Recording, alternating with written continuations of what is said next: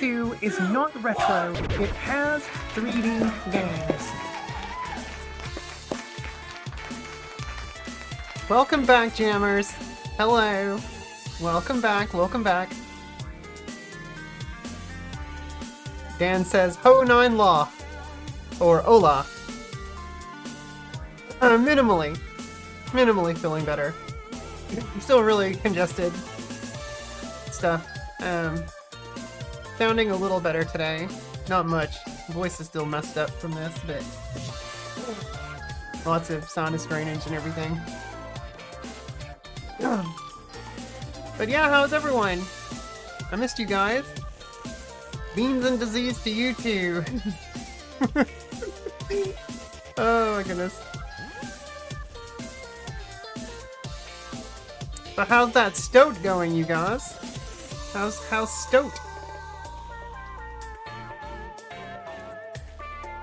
I'm liking it. The mobile app is a bit lacking right now. Leaves a lot to be desired. But it'll get there. It will get there. I do have the community fully set up and everything, so I just don't have any bots or anything on it yet to you know, for like notifications or things like that. But you know, at least all the channels and everything are set up. Hi, Chef. Welcome in. Loving it so far because it's working much like Discord. I mean, it is. It's modeled after Discord, except it's more private, it's more secure, and it's not owned by a single corporate entity. And that is what's lovely about it. So I'm hoping eventually. Oh, we're streaking.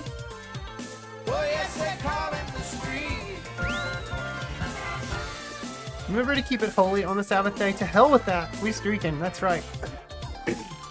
And it's MAGA free. Yeah, it has no ties to MAGA, which is great. Which is great indeed. Yeah, for those of you who are, I'll go ahead and pull this up here. For those of you who are not on Stoat yet, let me get this open here. I'll go ahead and open it and show you guys what it's all about.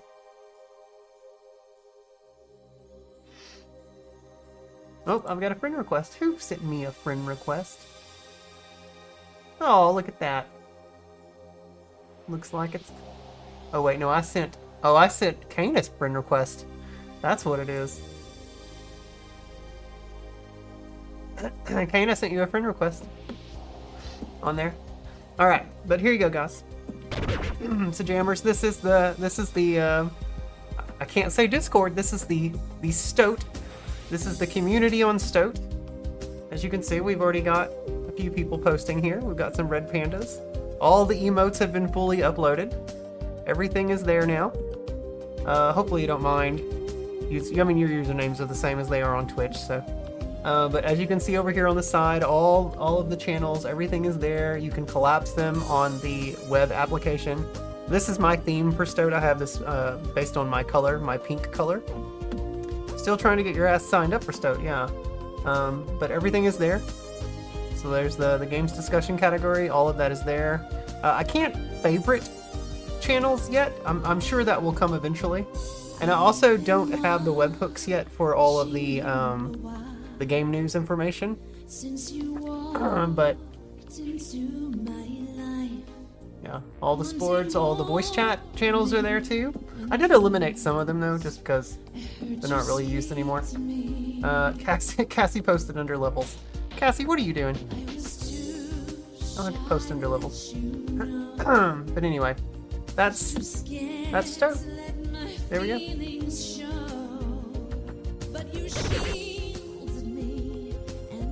But it is up and running. I'll eventually get a Bossabot notification for the link invite put up, so that way there will be an automatic thing in the chat, so that anybody who hasn't joined can use that link. It's still having the error. Oh, Dan, I'm so sorry. That really bites.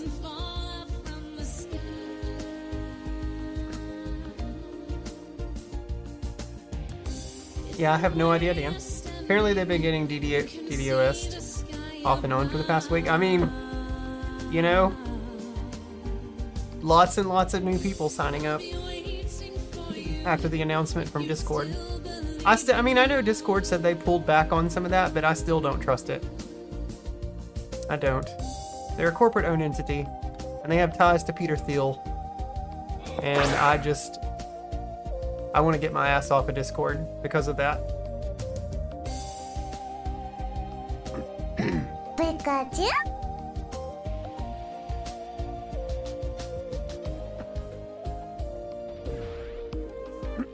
You hugging me?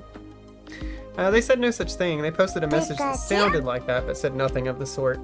Yeah. I think people are just trying to hope for the best on Discord, but I'm like, I just don't trust it. Yeah, they're pulling back on nothing. Yeah. I say it's time to get off while the getting's good. It's time to get off of Discord while the getting's good. How good was Collision? I don't know, Kane. I've not watched Grand Slam yet. I've got to watch it, but I haven't seen it yet. I'll probably watch it tomorrow night, Kane. We'll see. Yeah, they're part owned by Palantir and Microsoft. It's basically the devil and Lucifer at this point, right? Yeah, because Peter Thiel is the one who has ties to Palantir. Peter Thiel is he is... I don't believe in any sort of gods or goddesses or anything, but Peter Thiel is basically the equivalent of the Antichrist.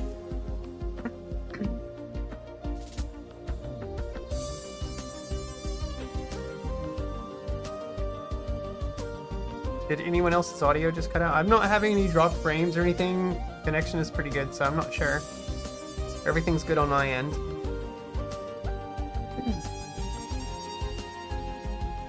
You believe in your freezer? I'm glad you do, Chef. I'm really happy that you do. In other news, guys, if you notice over here, Jammers, the television is not on. That is because our TV has gone kaput. It is dead. It's probably fixable, but at this point, Zach and I just want to get a bigger TV. So, we tried a new power supply brick today. We ordered one in and that did not work. Yeah, the power supply wasn't a fix. Yeah, it went down from 8 blinking red lights down to 4 blinking red lights now. So that's new. But I tried going on Sony's customer service, whatever, looking up information, troubleshooting stuff, and nothing was working. So we think this it's probably something to do with the motherboard. So I don't know. We're just gonna get a new one. We'll probably go out Thursday and get a new TV. We have a Best Buy right over here, and we'll find something new. Kane gave your TV herpes. Oh no. I think we're gonna upgrade from a 55 to probably a 65. Get us a bigger TV. Basically fill that entire spot.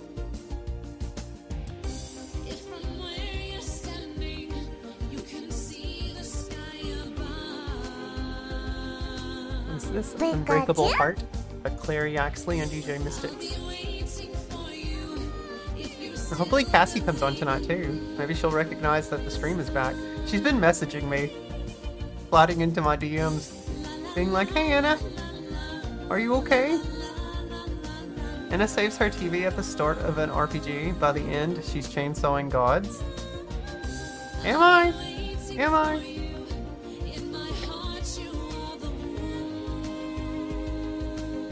Guess what else I got, Jammers? I got my Virtual Boy. Yeah. Are you a smooth criminal yet? Sweet. Yes. Obviously we can't do anything with it yet because the games are not active yet on Switch Online. But I did turn on the console just to see what the display or what the the red lenses look like. And it looks pretty damn good. It is nice and crisp.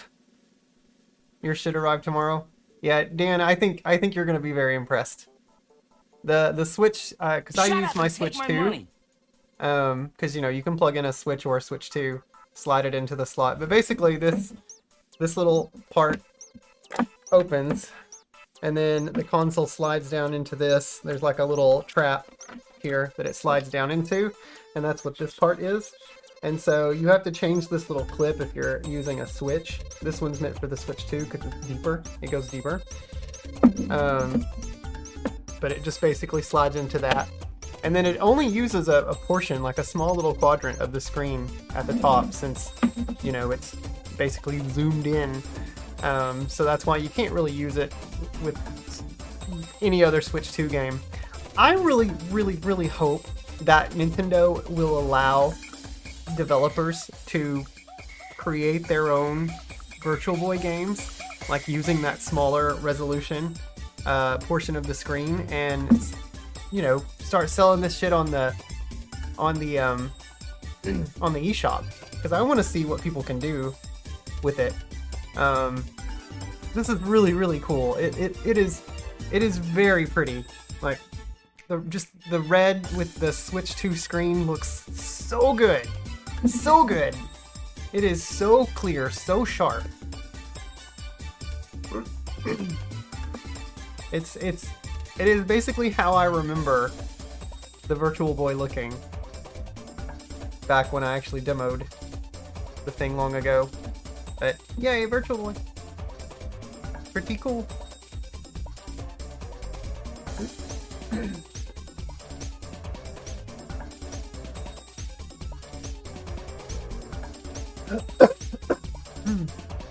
I did get some new stuff in while I've been sick.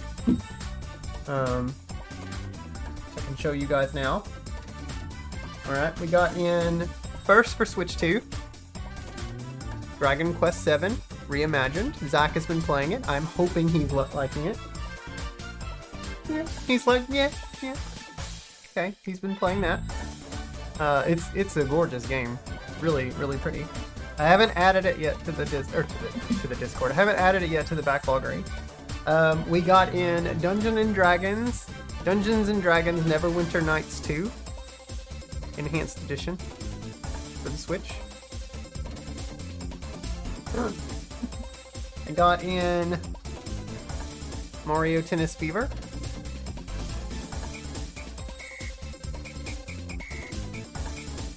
You probably already know, but Pokemon Legends ZA stickers available. Oh yeah, I've already redeemed them. Yeah, I already got them. Thank you though. I picked up Like a Dragon Ishin. Because I figure these are not going to come to the Switch 2. But Like a Dragon Ishin. And then also Like a Dragon Infinite Wealth.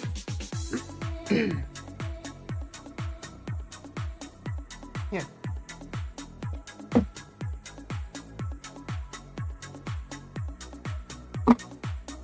So those are all the new games. Goodness.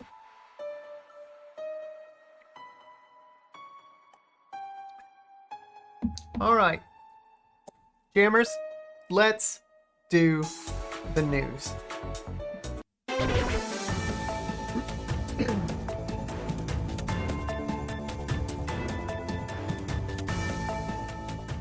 All right, here we are, Jammers. So, the LEGO Group reveals the first ever LEGO Pokemon Sets and Trainer Challenge. Now, we have an update to the story.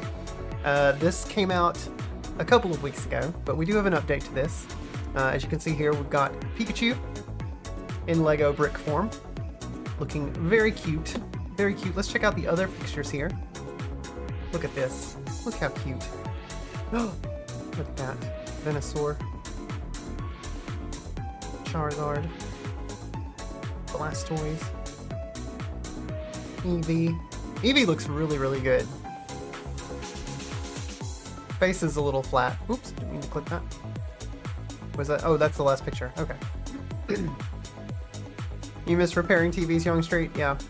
The LEGO Group and Pokemon Company International are unveiling the first ever collection of highly anticipated LEGO Pokemon sets. Now, based on some of the most iconic Pokemon from the brand's 30-year history, the first LEGO Pokemon sets allow fans to build and display their favorite Pokemon in LEGO brick form when they launch on the 27th of February 2026. This exciting collaboration brings together two beloved worlds, inviting fans everywhere to continue their Pokemon trainer journey, brick by brick.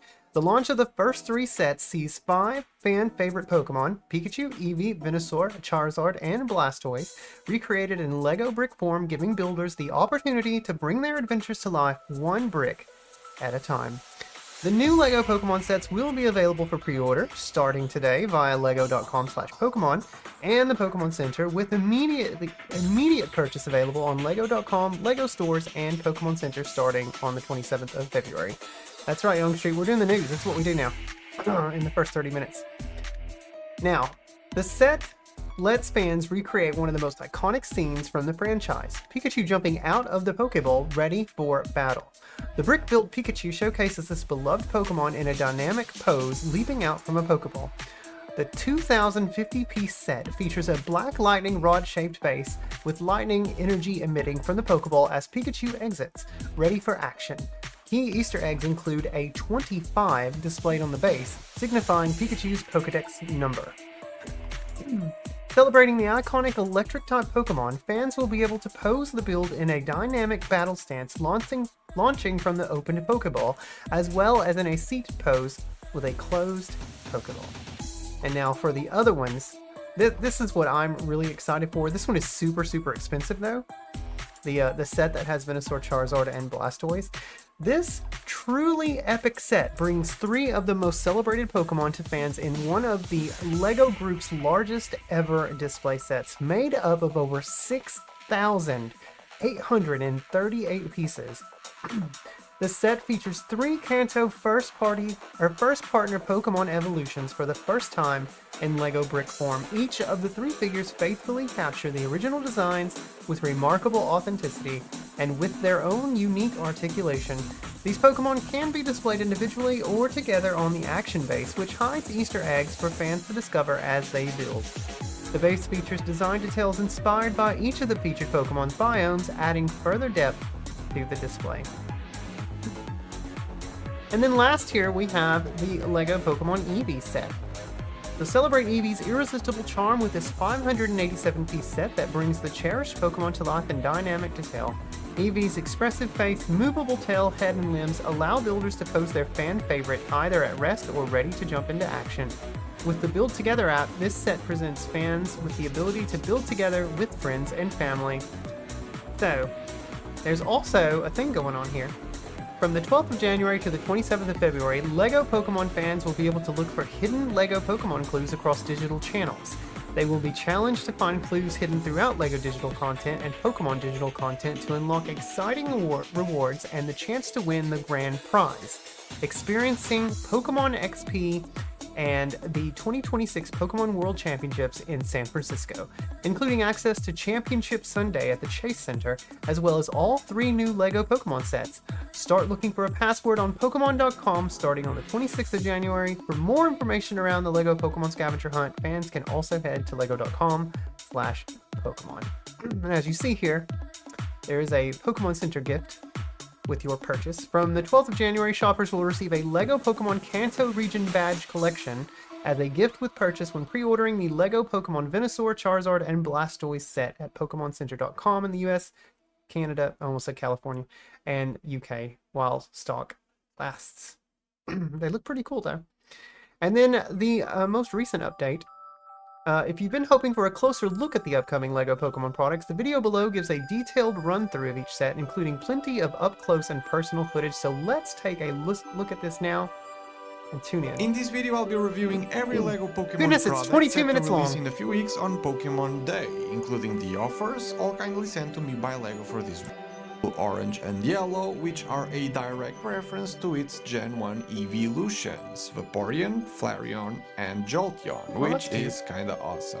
But the have goes even further with this by including 8 different color tiles, all referencing all of Eevee's evolutions. That's Vaporeon, Jolteon, Flareon, Sylveon, Espeon, Umbreon, Leafeon and Glaceon. How cool is that? Very cool. As someone who enjoys both Pokemon and good LEGO builds, this thing has both.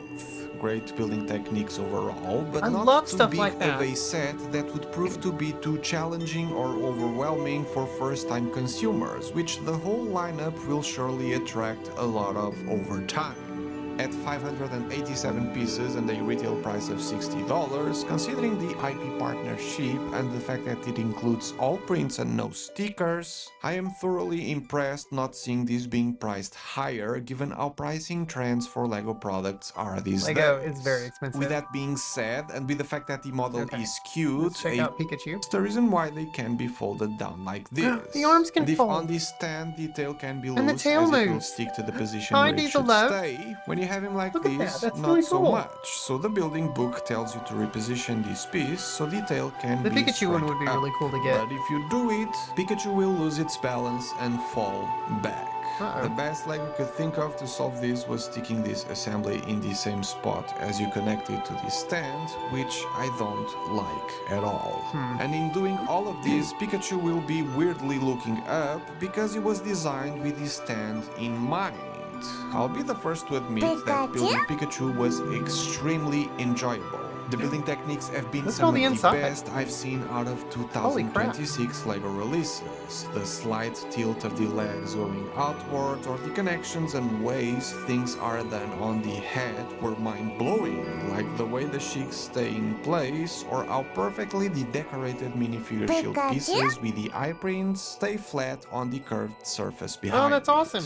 Brilliant, really. And with the mouth, nose prints and adjustable ears, the character can be really expressive. That's but awesome. There's just something off about it. I'll be completely honest, the first time I saw images of the model, I was not convinced. The shapes around the mouth I think it looks aren't pretty cool. clean, this feels to me to be sticking out way too much, and a somewhat simple rebuild of this assembly, putting this a plate lower, makes it look a little bit more cohesive, in my opinion. The whole thing looks lively and all, especially when placed on this stand, but that directly impacted the design direction for this model, and I am not impressed. Irregular standing pose Okay, like my anyway, Pikachu let's move on to amiibo the would next have one been here. much nicer. Now, this review would not be complete without the massive $650 set. Yes, Super expensive. insane pricing, but then again, completely justifiable considering the IP license, piece count, prints over stickers, and even the foil pieces of Charizard's wings, so let's get that out of the way.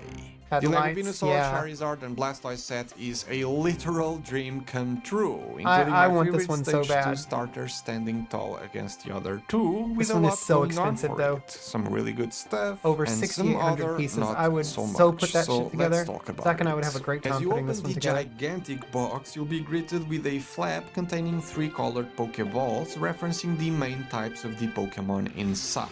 And going further, 3 Ah, so individual cool. boxes with standard looking colors for the Blastoise Pokeball looks this impressive, time yeah. around. All 3 of them Each do. are numbered 1, 2, 3, But the and on Blastoise their does look really backs, good. icons of the Pokemon types you'll find inside. Grass and Poison for Venusaur, Look how Fire cool that and is. Flying for Oh my goodness. Charizard, and Water for Blastoise. Each of the boxes will contain the individual bags of pieces for each of the Pokemon and their bases, as well as a set of instructions that, like the ones from Pikachu and Eevee, follow the same style overall.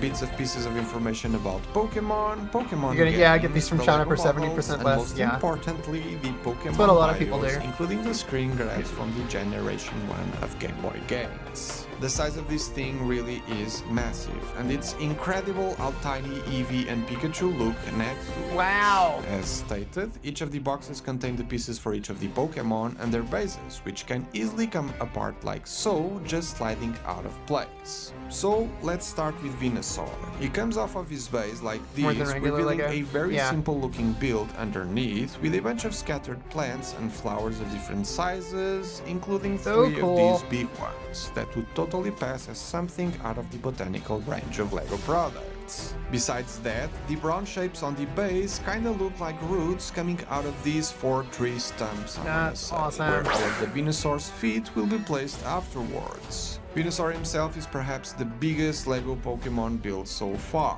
and given how much bigger his individual box was when compared to the other 2, that won't be hard to believe.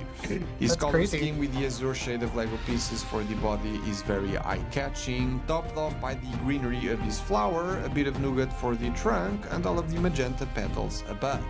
As opposed to Pikachu, I want to build that shit so bad. Relying on the display base and actually looks great as a standalone build. Battle music in the video, the music I have going in the background. Super clean, but overall I really don't have a lot of complaints about it. I think his body proportions were done well in LEGO, the face build used a lot of clever building techniques, as did the back legs, and I thoroughly enjoyed putting him together. The vines were a bit hard to figure out, but you can kinda place them however you see fit, I guess, and the green leaves the badges. Okay, here's the badges. Now Pokemon Day is just a few weeks away, and if you do decide to buy the trio of Pokemon, you'll be gifted the LEGO Pokemon Kanto Region Badge Collection gift with purchase. So the only way to get that is to go ahead and buy this before the 27th, I think it is, before actual Pokemon Day. LEGO has confirmed more will be available on official release. That's the only way to get the badges. Judging by how quickly they sold out last time, I guess the same is to be expected this time around. Nothing too special with its building instructions, and the set is literally just a box with the Kanto region badges made out of LEGO. The blue design with the darker stripes is kinda nice. The brick built You'll be gifted it when you spend just 9,000. Is a nice 9,000 more than 27. And the big glass window elements allow you to see all 8 pieces of the collection.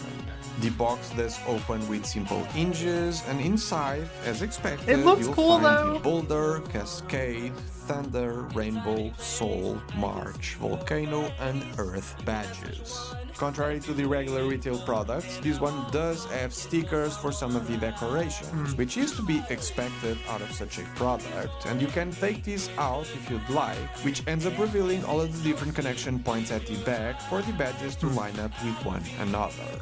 I'll be honest, I really don't get the appeal with this one, to the point of driving scalpers to ask for ridiculous prices on it in the aftermarket. But I guess this is a limited run product, and Pokemon fans are known to be big spenders for exclusive items, so I think this fits the criteria.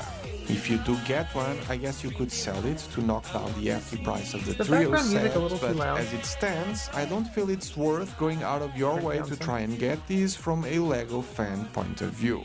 I do find the Insider's Reward set, the LEGO Mini Pokemon Center, a lot more interesting though. I turned it down one tick. For the non-LEGO fans watching this, you'll need to spend there's a Mini Pokemon Center to get this set. Creating an Insider's account is free, and when buying LEGO sets online and in brand retail stores, you start accumulating points. Look at it. Look, me extremely look how happy and super curious to see how LEGO will handle the partnership going forward. While some of these sets are available to pre-order already, we will release for these will happen on the 27th of February with all of the gifts too. So if you're planning on buying any, please use that's today's first story. It was a long one. Apologies. Let's move on to the second now. So Dragon Quest VII Reimagined development team says they went with doll-like characters for worldwide appeal. So Square Enix recently released Dragon Quest VII Reimagined for Switch and Switch 2 and other consoles. This fresh take brings a timeless classic to life in a whole new way with charming diorama visuals, updated gameplay mechanics, and a streamlined story. Today, we have a bit more insight as to why Square Enix went the visual route that they did.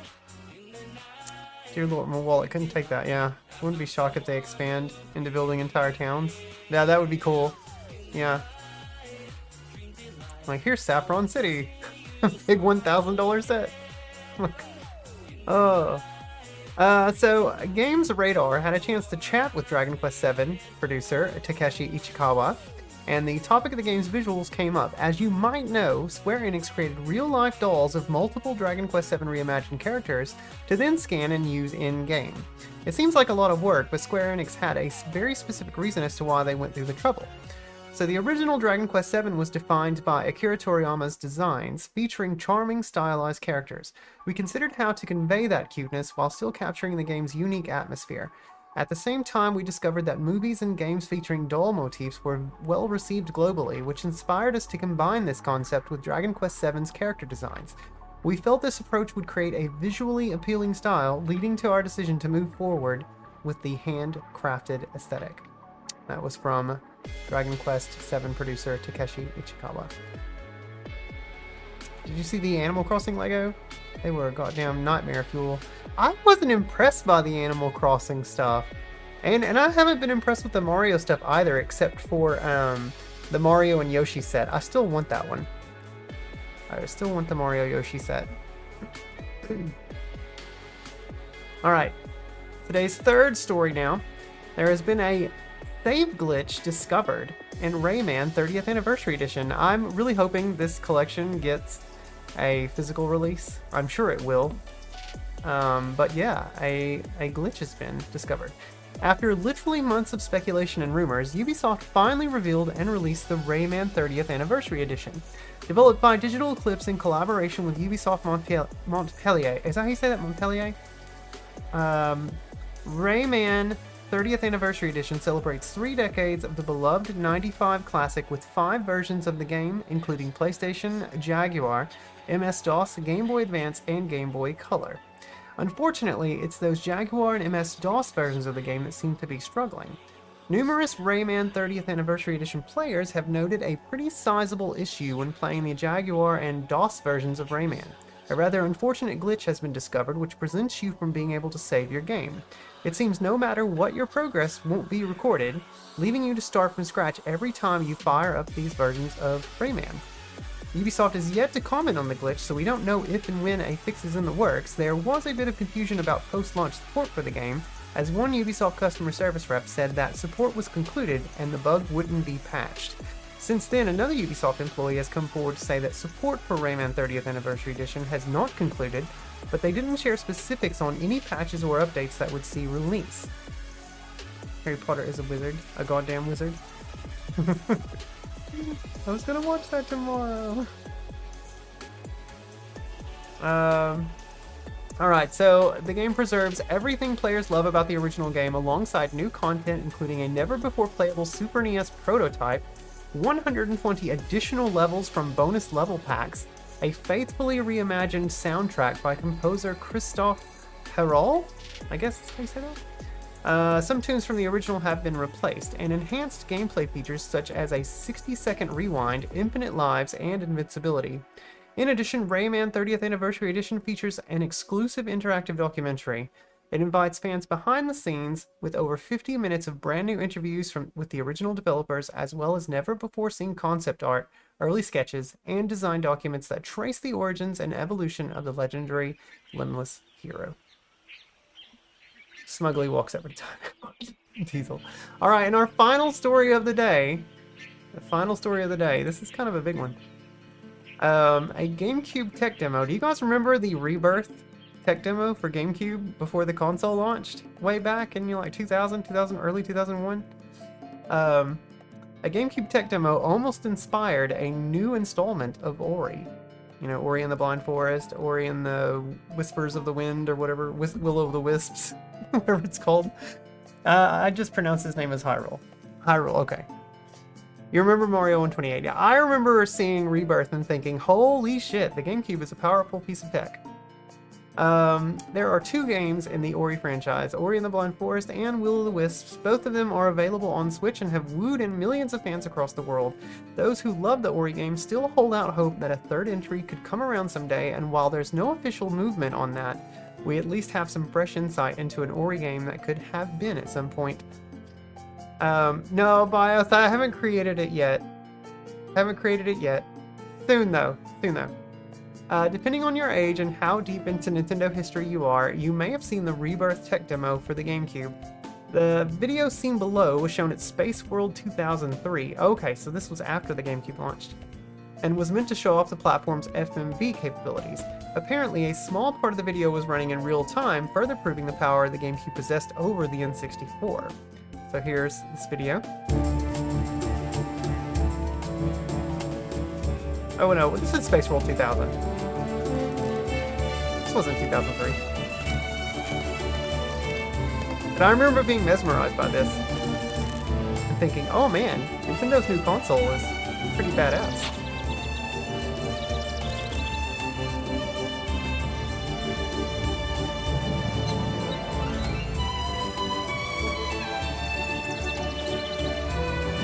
Yeah, low audio, or low video quality, because it's an older video. I mean, we're talking 26 years ago.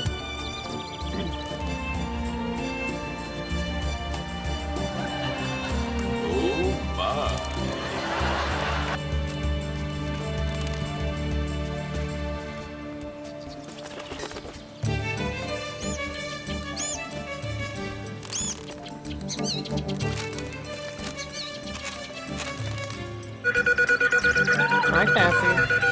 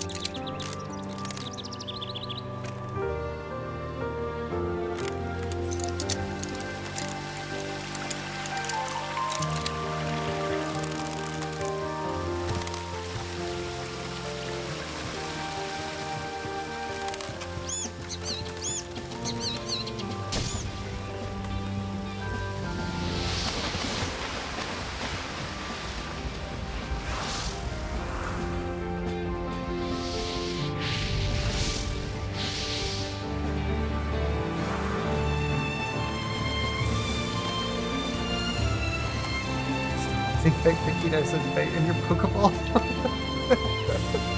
Oh my goodness.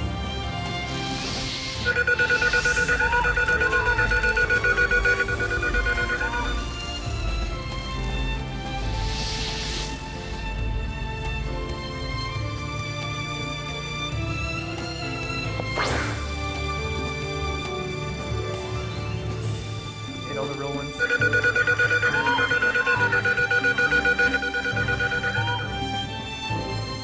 Zach and I tried a new place last night for Valentine's Day. We went to, it's just right down the road here, a place called California Mexican Food. That's it, that's the name. And it was pretty tasty. I had what were called super nachos, and they were pretty delicious. I think we both were pretty impressed.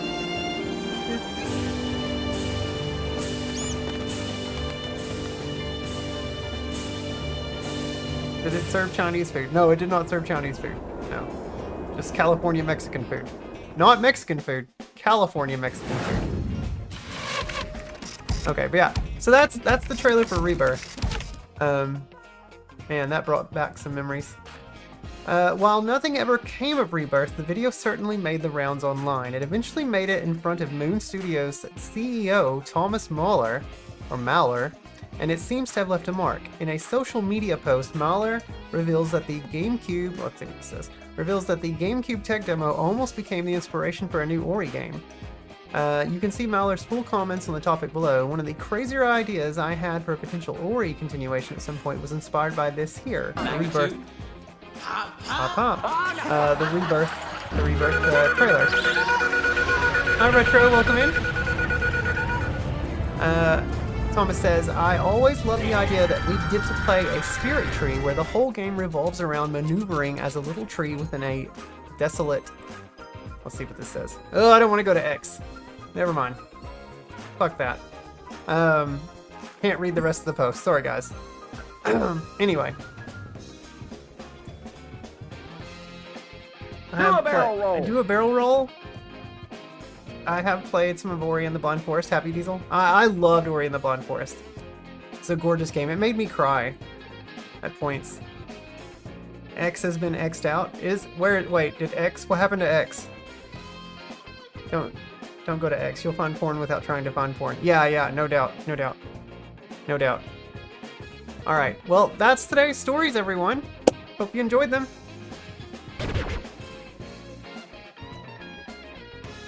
Welcome in, jammers. Glad everyone could be here today. I'm very excited to play some Quake tonight.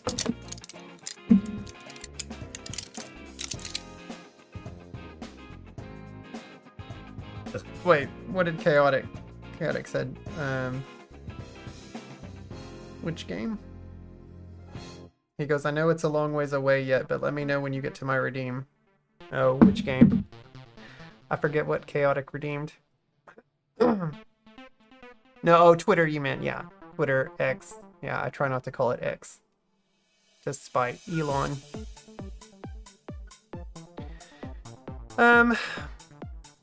I would flee in terror at any restaurant called that. I made the mistake of trusting California Tortilleria. Is that how you say that? Tortilleria? In DC. It was, so, Dan, they bought out an old Burger King building. And, I mean, you can tell when you walk in. Like, they replaced all the tables. They pulled up all the Burger King tables, the old tables and everything. And they repainted the walls and decorated it up to make it feel a little more, you know, Hispanic, I guess. And that is unfortunately how you pronounce that. Yeah, California Tortilleria. And I mean, they've got a pretty sizable menu. Got, you know, street tacos and burritos, taquitos, tortas, of course the super nachos that I had. There's a bunch of good stuff. It was pretty tasty though. Zach and I were impressed. I know you joined Stoat last week. I appreciate that, Cassie. I appreciate everyone who's joined the community over at Stoat. We'll slowly but surely build it up, because I'm hoping that others will follow suit and also leave Discord, because we can't be hanging around on a... Some of us can't. Yeah. Yeah, some of us can't. Yeah, I know, Dan. I know. You haven't joined yet? I need to get the link, the invite link, posted. Or I need to get it put on Fossabot so that you guys can click it here in chat. I'm gonna get that set up. Stoat still hasn't sent me a confirmation email. You tried signing up twice now? Uh-oh. Yeah, Diesel, Dan is having trouble too. Kane got in quick, though. And Cassie got in.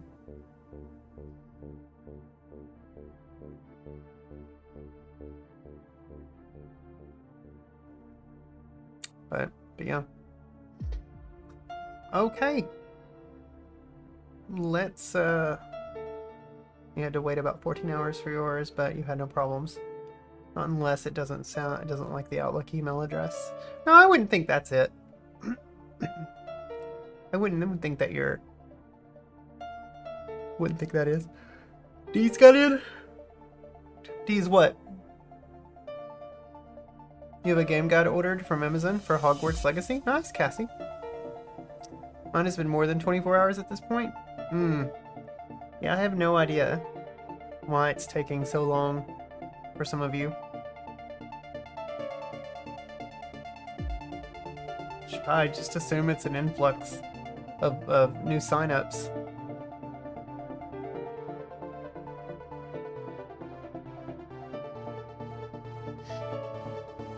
Well, why aren't you Stoat tech support?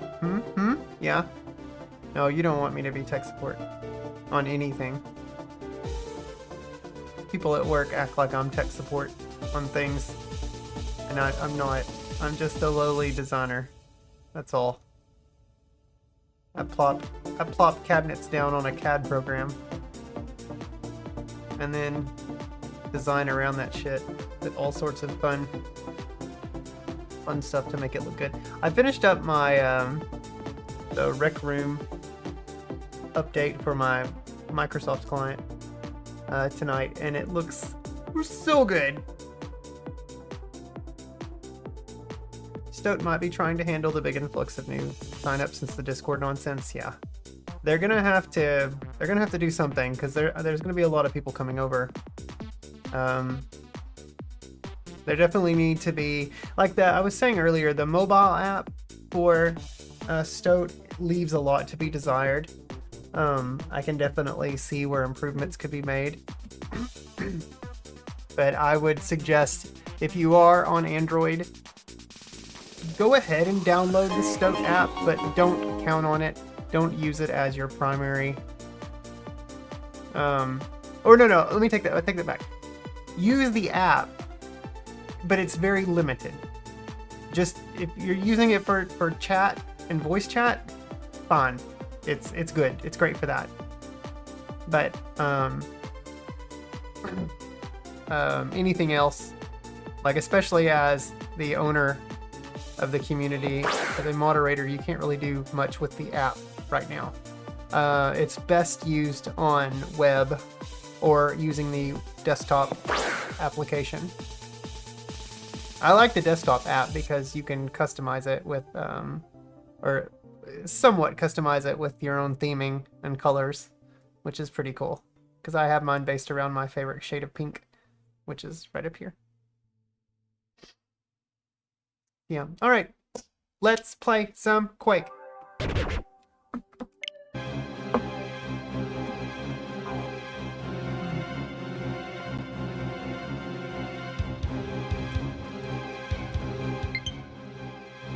I love how big your banner was in the corner.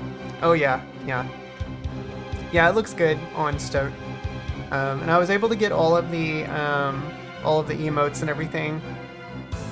Not Stout, Stoat. Big Al, Stoat. Stoat. Like a weasel. Stoat. Discord already catching a lot of heat from this and been stepping back. Hopefully they back off.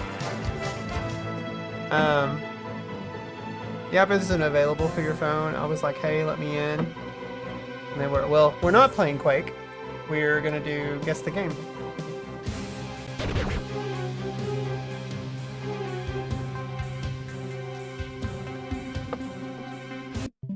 Ooh, I need to turn my volume down.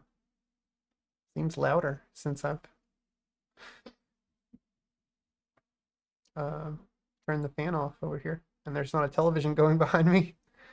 The app isn't available for my phone. I was like, hey, let me in. And they were like, we don't know you. Then they snapped their fingers at me and rolled their eyes. Totally true. I believe it, Ravenous. Yeah. Yeah, it's well, Stoat has been around a little bit. It used to be known as Revolt. But they changed their name due to some sort of naming issue or whatever. Probably another company pressed them. And they're like, whatever. So they switched to calling it Stoat.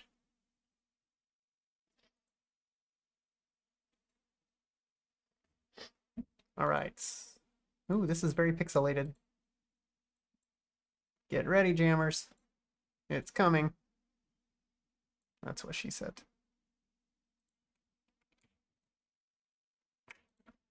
All right. The rules are in the chat. Get ready to guess the game in 3, 2, 1.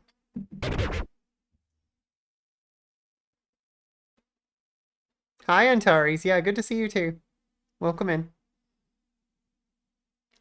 Be the first to buzz in.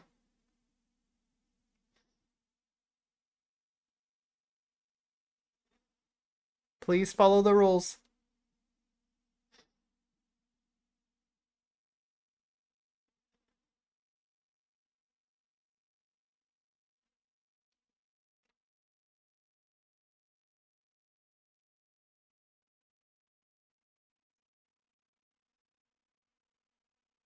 I don't know why you keep thinking Tetris is going to pop up.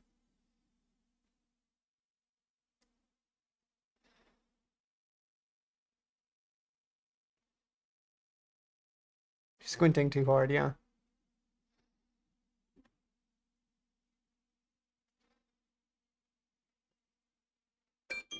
Ten seconds.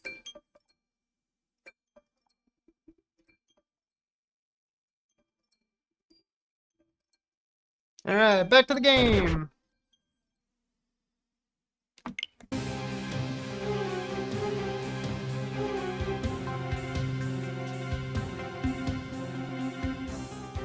So yeah, just you wait. Someday it will. And I'll surely have technical difficulties that keep me from answering. Yeah. That will be the way it goes, isn't it? Okay, this is where we were last. I've got a rocket launcher. You're slow? Nah, it's okay, Cassie. Ooh, okay, that's something.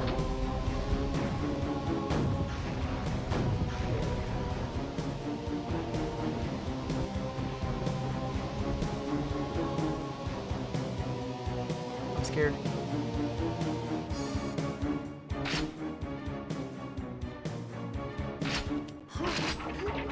Yep, that's what I was afraid of. Stuff's gonna appear.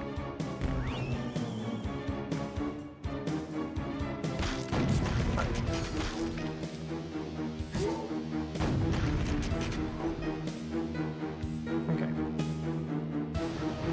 I want that. How do I get that?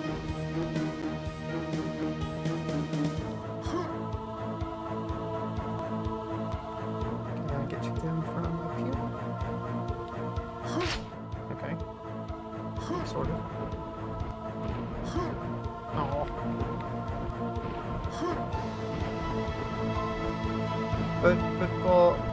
Football's over? No! The football season is still going. Oh man. How do I... Yeah. Come on. Come on. Come on.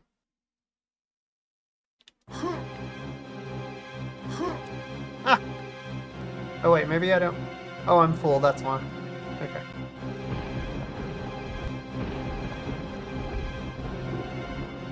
Spells. Oh, secret area. Holy shit.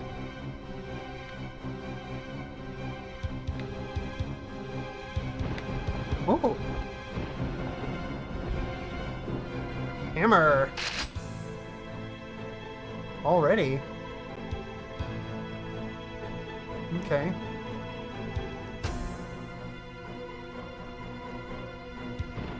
What happened? Okay, hang on. Shore has come in. Hi, Shore. Babe, giggle, stop. What? I'm calling it now. It will be the second game that pops up, and you used your guess on the first game. Yeah, definitely. I've been playing Tetris on my mobile for the past 2 weeks until I deleted it yesterday. Strong and confident Anna. Am I? No pro? What? Ted Lasso? I've never seen Ted Lasso. Anna, what's Anna Rail? My name's Anna. Please focus on comments, on my comments primarily. Just call it American football, Big Al. Also, psst, I think you meant that for a different chat. Don't call me babe, bro.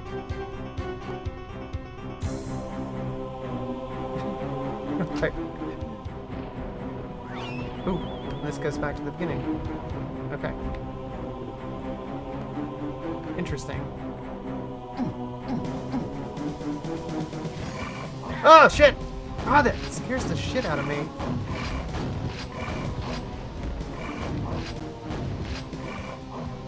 Yeah! Back. I lost, hang on. I lost, you know what, no. I lost a lot of armor on that. I can do that better.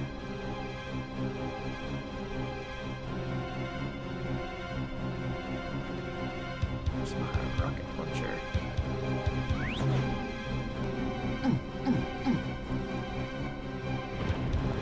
Apartments.com, a place to find a place.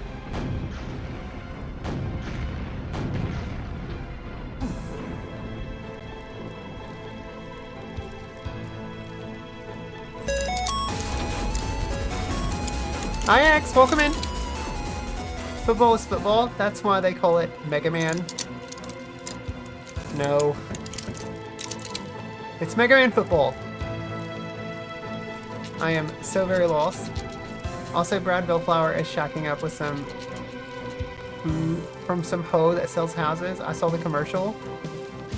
You know, I saw something, Diesel. It was not apartments.com. It was something else, but they used the same slogan, a place to find a place. And I'm like, how dare you? That is Brad Bellflower's slogan. Who was that? It's Dragon Warrior, not Adam and Steve. You shut your whore mouth, Shore. It's Dragon Quest, okay, CJ?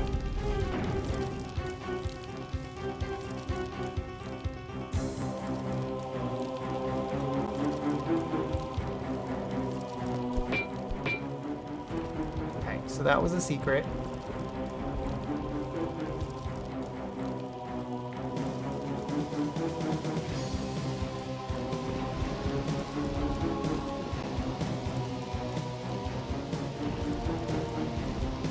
My whore mouth obeys your commands. Stop, don't make me laugh. I'm still congested. I've still got sinus drainage going on.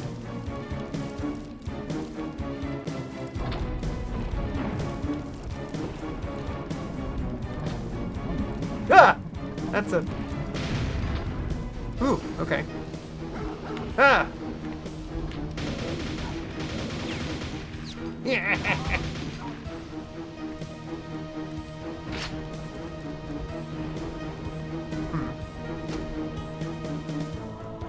As long as Shore doesn't hit on my crush, I'm okay.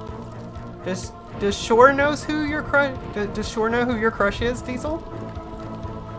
Am I the only one left out in the cold on this? Do I not know? And everyone else knows? What the shit? What was that?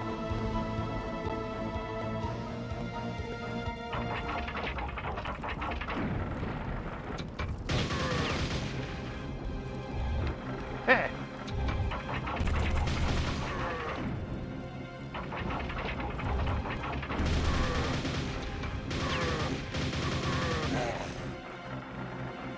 Why does that need to come over?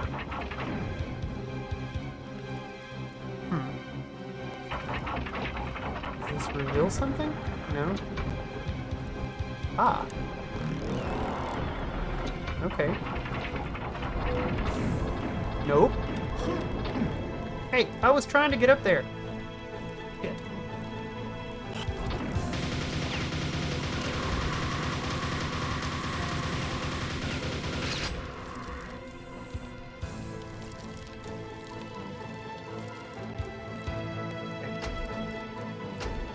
Probably. Do you really not know? No, I don't know, Ravenous. But I thought I was your crush. This shit bias. I guess I have to hit on myself, Anna. It's so cold being left out in the cold. I feel like it's a joke that no one knows by now. I bet Diesel won't tell you who her crush is. Because it's really Zach. I'm pretty sure that Zach is not her crush. I'm pretty sure that Zach is my crush. You've already confirmed that it's not Zach. That's good. That's good. Ah, my goodness. Oh my.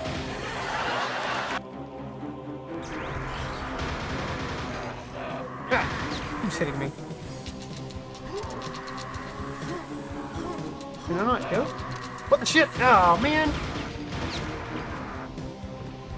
Okay. I can't jump out of this. Oh, I want that armor. Oh, man. Okay.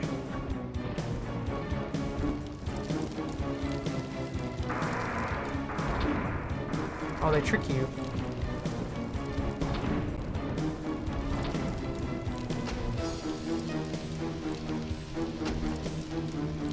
Oh my god, it's like when Peggy was the last one to find out that Joseph is not Dale's kid. Wait, Joseph is not Dale's kid? I'm kidding, I've seen all of King of the Hill. Playing hard to get makes it better. If Zach was my crush, Anna would hunt me down like that chick in Kill Bill. Maybe. Maybe, Diesel. Maybe. If it was Zach and you didn't want her to know, that is what you would say, but why not just tell Anna who your crush is, since even after all this time, it's obviously still nagging at her? It's not nagging at me. I think it's funny.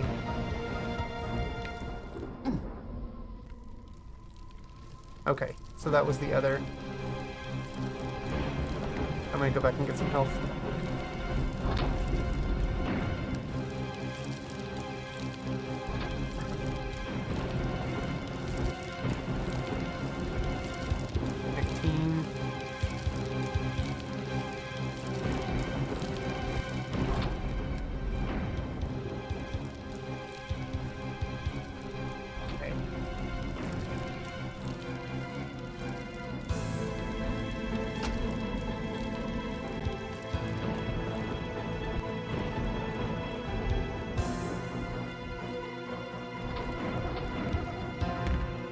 Yeah.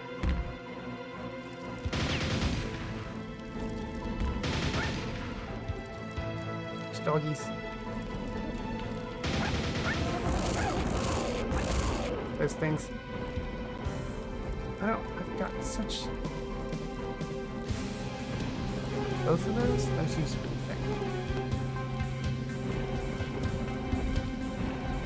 shotgun it is.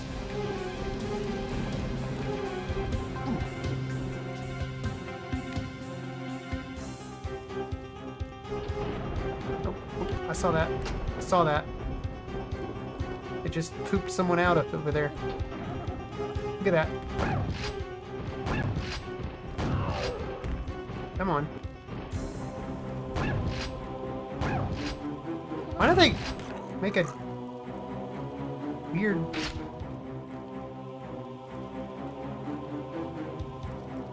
Ooh, blue key. And that's the blue key door.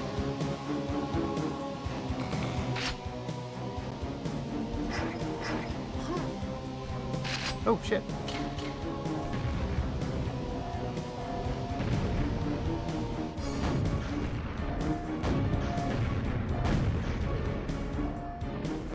Okay, I want to get over there.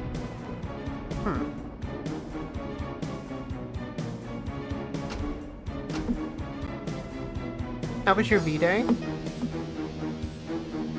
Ravenous, my V-Day was nice. I had to work, though. But when I got flowers delivered to work, Zach bought me flowers, you guys, and they were gorgeous, and I love them. And they're sitting locked away in the bathroom right now because our cats, well, one of our cats likes to bite on the leaves, so they have to stay locked away behind closed doors. And then we met after I got off work, and we had Mexican food. Somewhat Mexican food. From a place called California Mexican Food. And it was good. Saved him flowers, yeah. My crush loved his spicy pick, though. Diesel? Are you sending spicy pics to your crush? Oh my goodness. Kai's bathroom band, he sure is.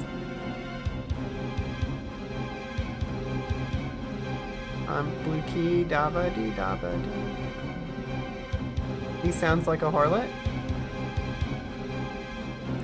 Her crush? Her crush sounds like a harlot? Or Ty sounds like a harlot?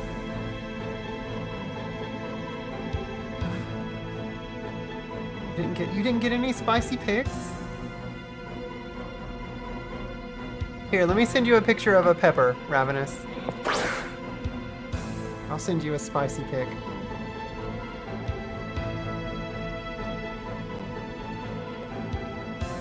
I'm gonna do it.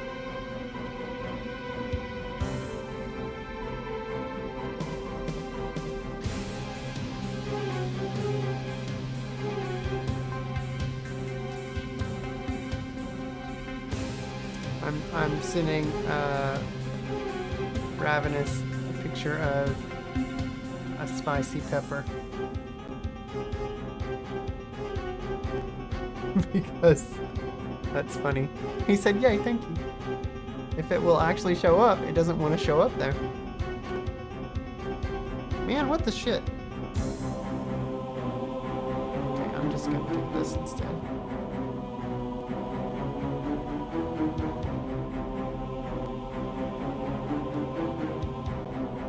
There you go. Okay. Like a Carolina Reaper? No, no. Nothing that crazy. Just spicy. Yeah. Just a spicy. Just spicy. I hope you enjoy your spicy picture, Ravenous. Yeah, it curves too. Yeah. It does. Yeah, the Taco John's mild hot sauce, my bad. Oh, mildly spicy. Yeah, if he was a bike, he'd be a Harlot Davidson. The Beast and the Harlot, the Avenged Sevenfold song. I've never heard anything from Avenged Sevenfold. Send him a picture of Richard Nixon. It's a dick pic.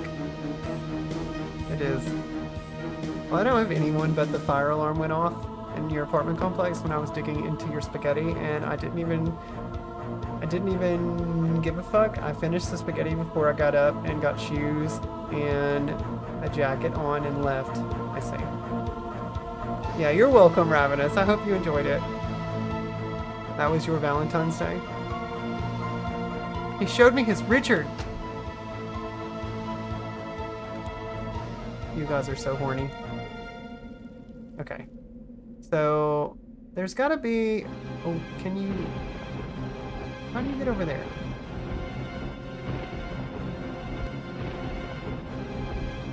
I'm assuming you can jump from here to that. It looks like you can. Or is that not a... Oh, that's probably not a thing. Oh, don't fall. Okay, shit.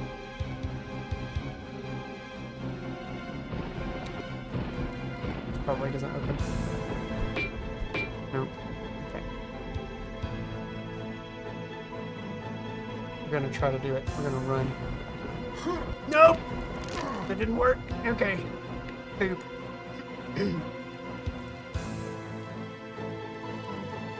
I tried.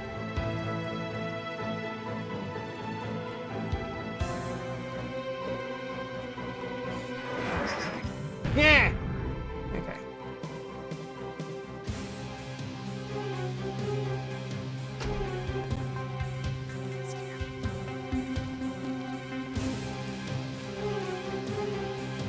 I don't like how wide open this is. Okay, gold key door. Eh!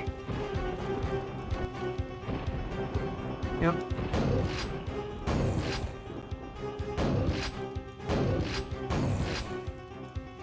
Okay.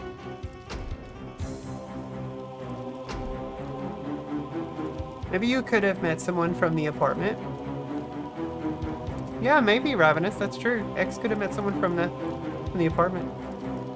Me horny never. I made a lovely Valentine's Day card for my niece featuring her crush. Aww.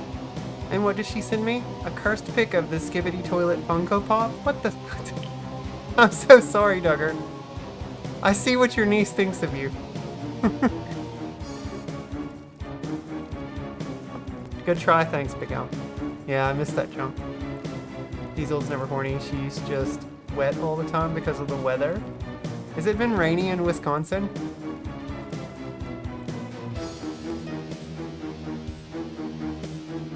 Interesting when guns float and spin around for some reason. Yeah. X gonna give it to you. The what? The what?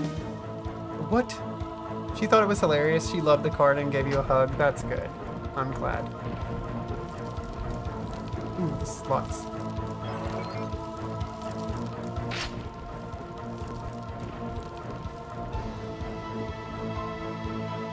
Man, it's so dark.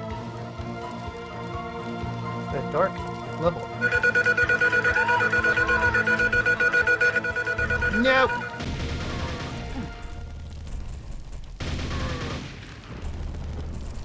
Eh. Stop it! Made me lose my freaking...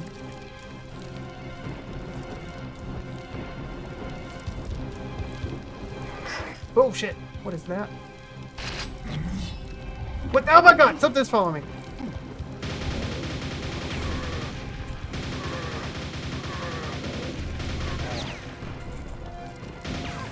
Oh shit! Thought he was dead.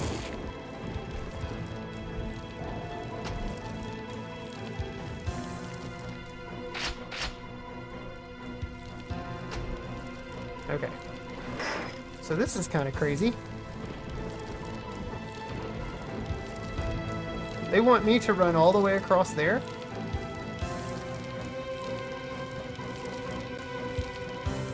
Okay, let's take a look at this.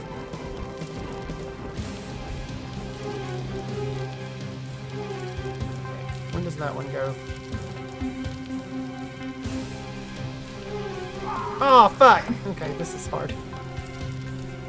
No, I was trying! I was trying to time it. Zach's making fun of me. She gets angry when I ruin her Gen Z slang. Good. Figure if that is a real pic, post it. Hi, Joker. Welcome in. We actually haven't gotten any precipitation in a while. Are you liking the expansion levels better than the main levels? They're okay so far. They're just okay.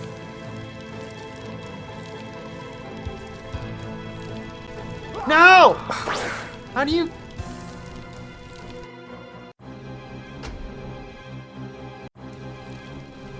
How do you do this? Oh. Okay, go. Go, go, go. I made it. Ooh, that's crazy. Okay.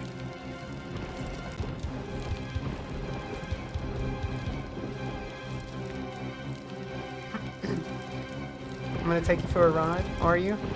Are you liking my expansion form more than my capture form? Maybe, sure. Maybe.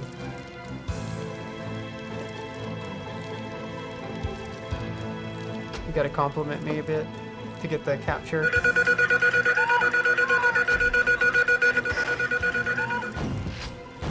Nope, quit spitting at me. Oh my god, did you just stop? There's a gun. There's armor. Oh man, okay.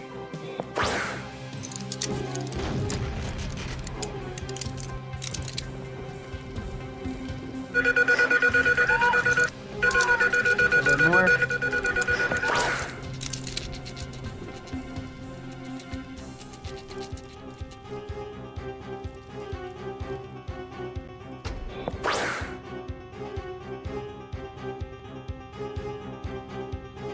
I want that gun.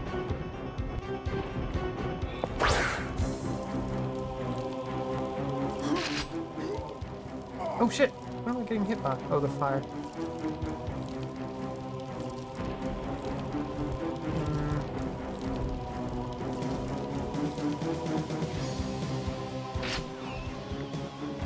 Shit! Fuck! Oh, God.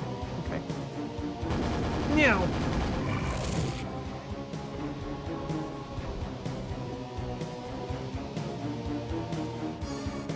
God, it's so hard to select weapons now with there being more of them. Shit! Oh, there's another! Oh my god.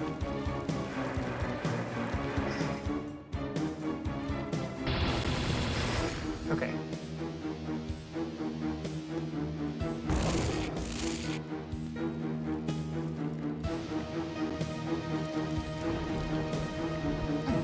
Well, what else is left in this room? See anything else?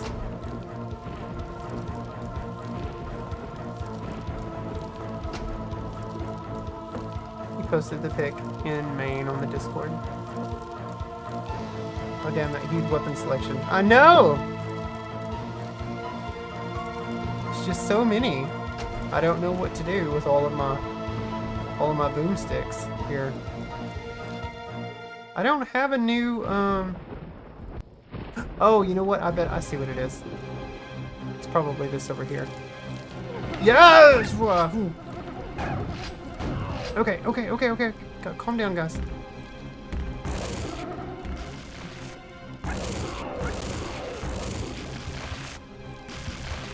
Who is... Okay.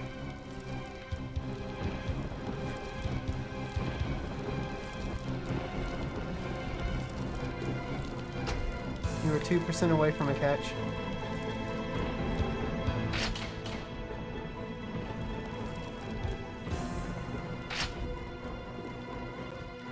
Oh, this is that area across from where I was earlier. Okay.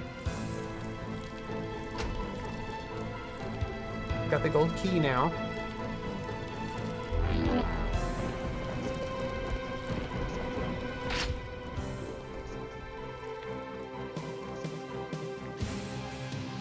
Oh, they just want me to fall?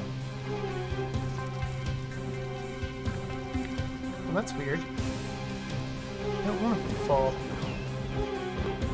Oh, look at all the enemies now.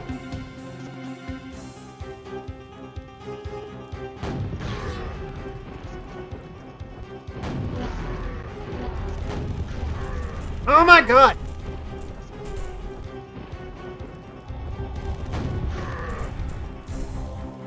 Who is slurping and slurping? Oh, this monster. Best you can do is pee.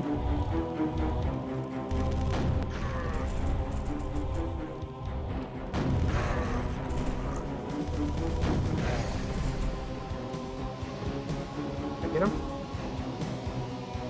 I think I got them all. Alright, we're gonna fall now, because I don't see where else to go.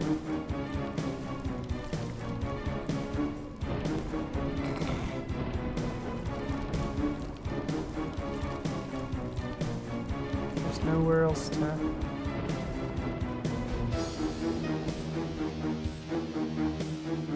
Ooh, is that something I can get to?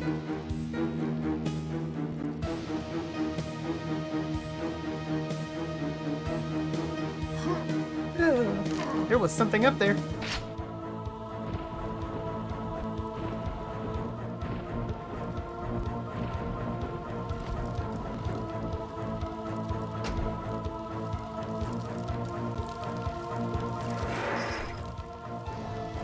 What? Oh my. I see you. Okay.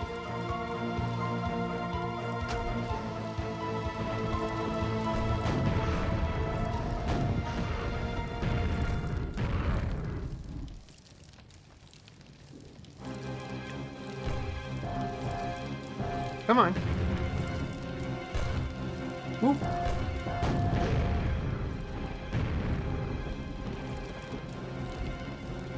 I get him?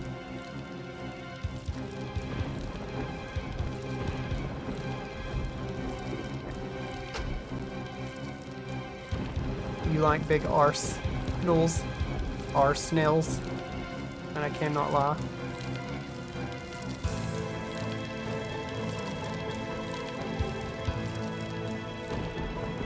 Oh, there's gonna be more poop monsters. Yep, here they come. Got 2 rockets.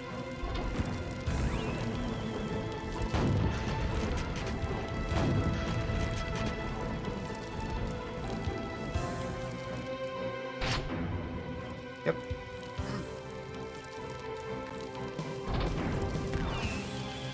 Oh my god.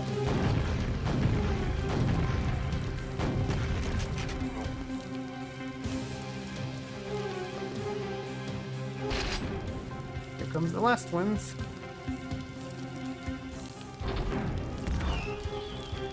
What is it? Can't tell what they are. What is it? Oh. Yeah. I don't think it killed that guy. Yeah, we did. Okay. Raise the door. Ooh, we got a portal. Okay. Hang on.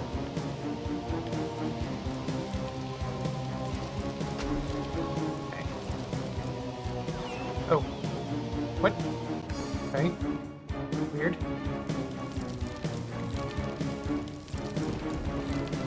Man, it's so freaking dark.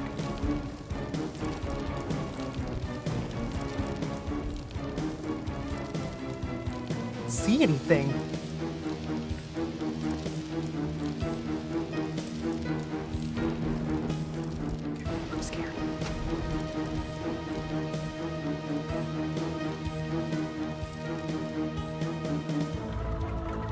Into the level?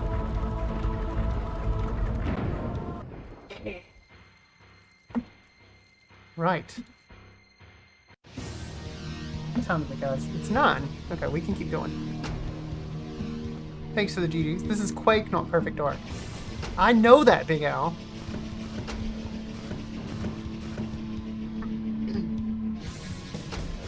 What stage? Mortem's Keep.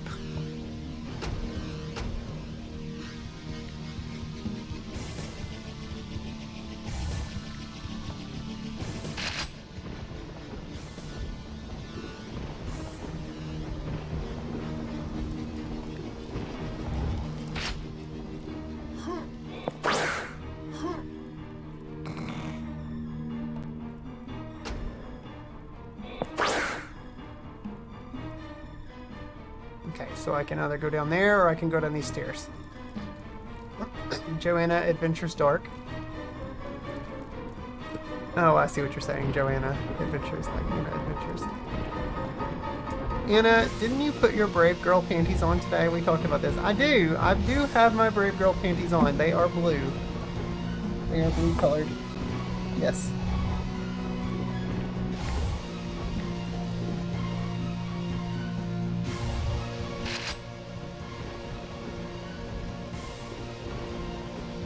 Okay, this looks... Okay. Ah, God, that scared the shit out of me. Oh my God. Hang on. Took a lot of damage.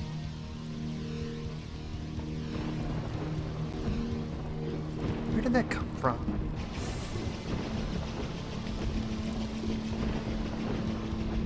Where did that even come from? That was weird. Okay, good. Be brave then. You have lots of pew-pews and a can-do attitude. I try to.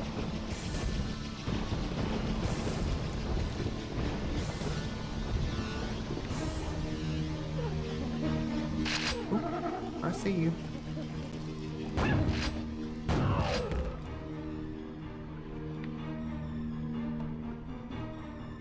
Ooh, God, those guys. Wait, munching on each other?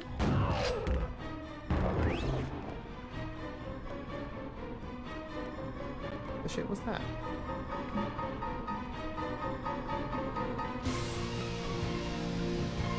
Huh. And that how to what? Okay.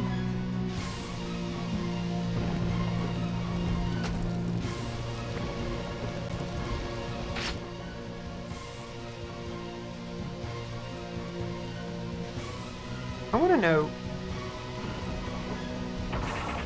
There was like a big thing, orb appeared. There it is.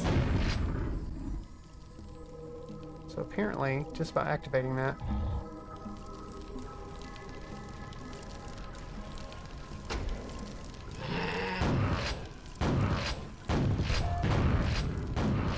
Nope.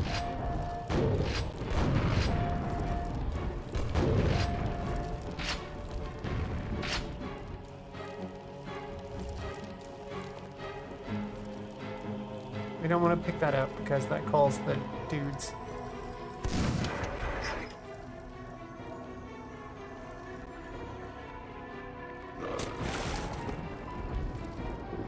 Ah! Oh man, one of those things. God damn it.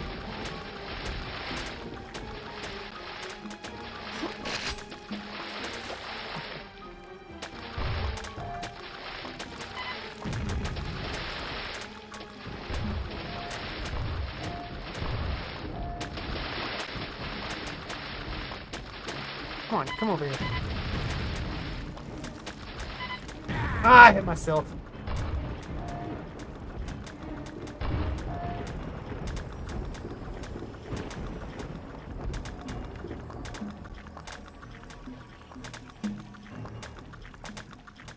It's the Attitude Era. What is?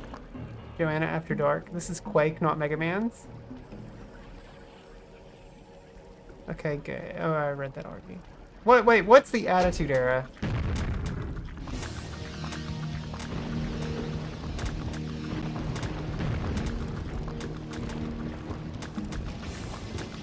Oh, I see. They fell. Got it.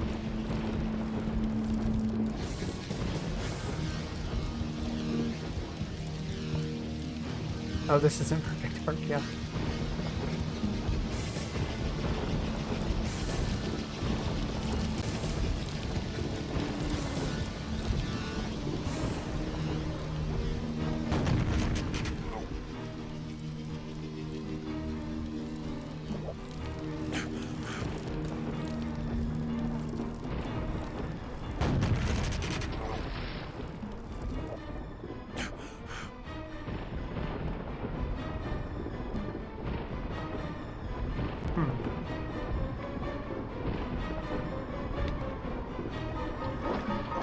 Oh, oh, hello.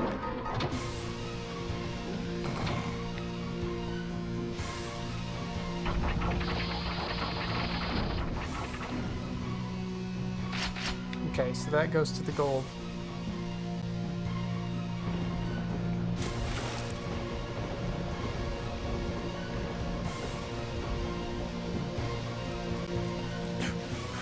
This is where I was. Okay. The bars are opened elsewhere.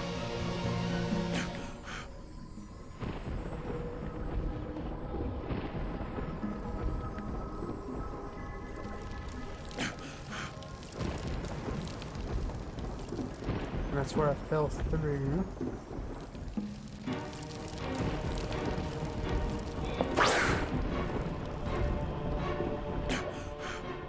Okay. And this goes back here. Gotcha. Okay. I see where I'm at.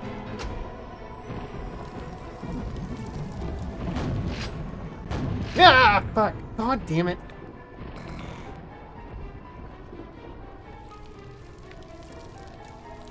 Those things just keep appearing or something?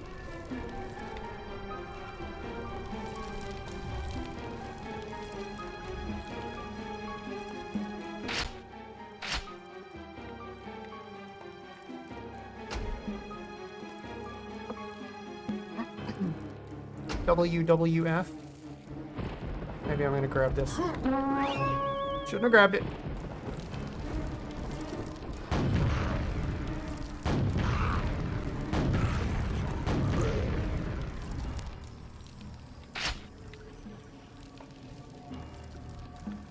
I never know what it's gonna give me though if I beat them.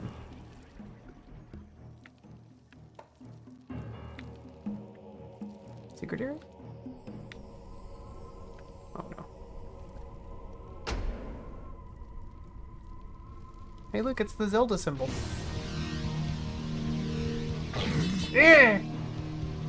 Fuck off, dudes. Oh my god, that was right in my face.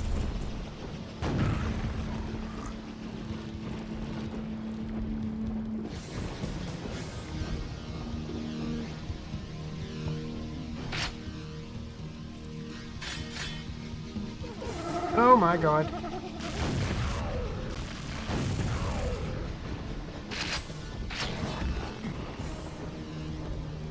Fuck, fuck, fuck. Oh my goodness. Whoa, what's happening? No! Oh, I killed myself.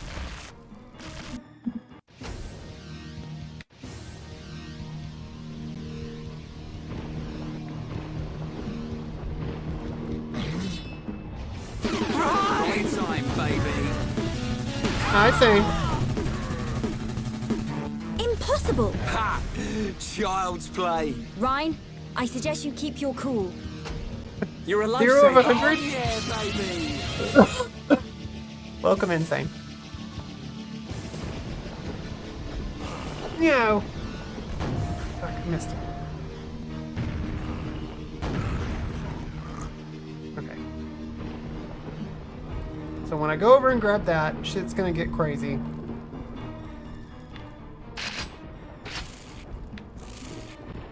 Well, I guess it's when I grab the health.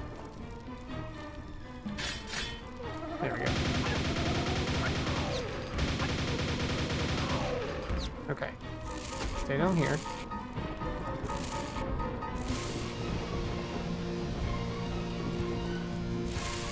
Arrow. Welcome, Insane. Oh, I see them up there.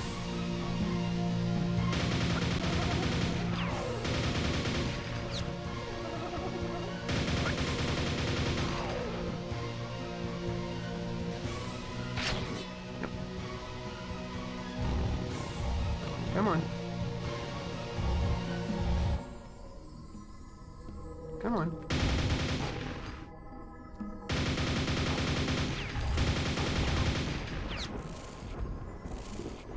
Fucking hell, dude. Come on. Yeah. Hope you and everyone you know are well. I'm recovering. I had a really bad, nasty upper respiratory viral infection.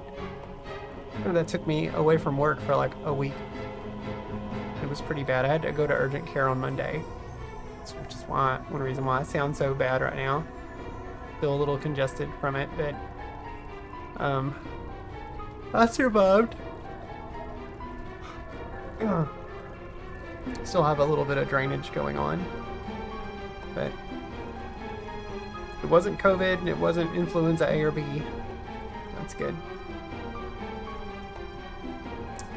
Looked it up, the Royal Crest in Zelda didn't appear until Ocarina of Time, which came out more than a year after Quake. Yeah, so Zelda actually contains the Quake strong symbol. There you go. Yeah. That's what happened to me. You were sick for like a fucking month. Glad you're recovering. Thank you. Hopefully you're recovering too.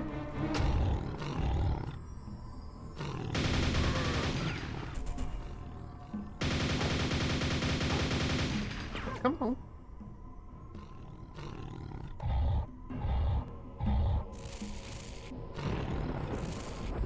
Come on over here.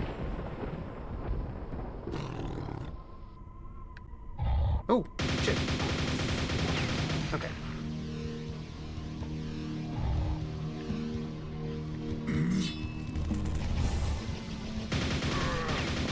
No! No!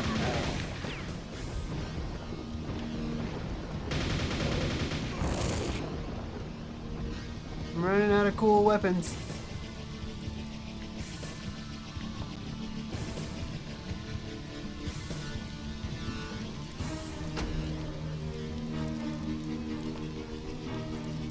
Stairs.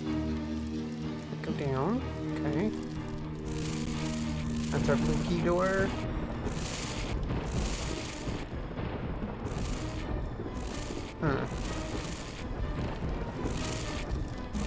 I'm so excited. The Virtual Boy attachment for Switch has been shipped and arrives tomorrow. Yes, it does. It's so cool! Obviously, you can't play the Virtual Boy stuff yet, but I did go ahead and put my Switch 2 in it just to see what the screen looks like with the red lenses. Holy shit, it looks amazing. Same. You're gonna be very impressed. Everyone I know isn't getting it until tomorrow. Yep. I got mine yesterday, actually. I really want to see how it scales to the original physical size. Yeah. I mean, from what I can tell, Dan, the headset is... I mean, this has got to be the exact same size as the original Virtual Boy. It looks damn close, yeah. I can't wait. I have never played any Virtual Boy games because I refuse to not get the actual experience. I can't see, like, I don't have single focus vision, so it's lost on me. I literally have to close one eye to play it. So my viewpoints are always a little stilted on it, so I can't see any sort of like 3D or whatever. But I can play it. Like, you played one at a Toys R Us, but you never owned one. Yeah. I never owned one either. I always wanted one though, but I couldn't get my mother to buy me one back then. It was more of one of those things where I started saving for the N64 like over a year in advance, and you know, my mother was just like, no, you're gonna get an N64, you're not gonna get a Virtual Boy. So I never got the chance to get one. Oh god, it's one of those. Shit. Okay. Oh shit! It followed me. Oh, that sucks ass. Well, this is a hard spot to fight. Where did it go? Oh, she's right there. Oh, fuck, don't hit yourself, Anna. What the?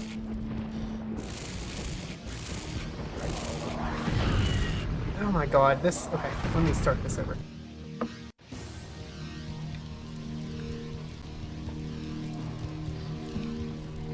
Wait, this one really sucks. Okay. Yeah, same. And then when I wanted one, they were impossible to find at a reasonable price. Yeah, most parents wouldn't buy their kids a Virtual Boy. There was all that misinformation about them at the time.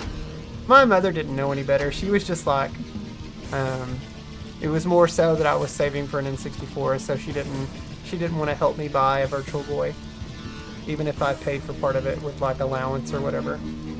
Which is crazy, because allowance is essentially her money. But Stoat will be done. Yeah, eventually we'll move over there, Cassie. Eventually. Probably from sci-fi movies portraying virtual reality of the world where you get lobotomized.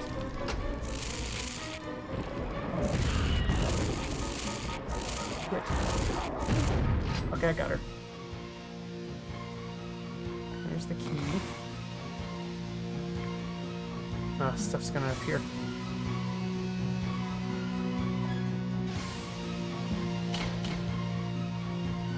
Okay, stuff did not appear. Is that a thing? Nope. Okay.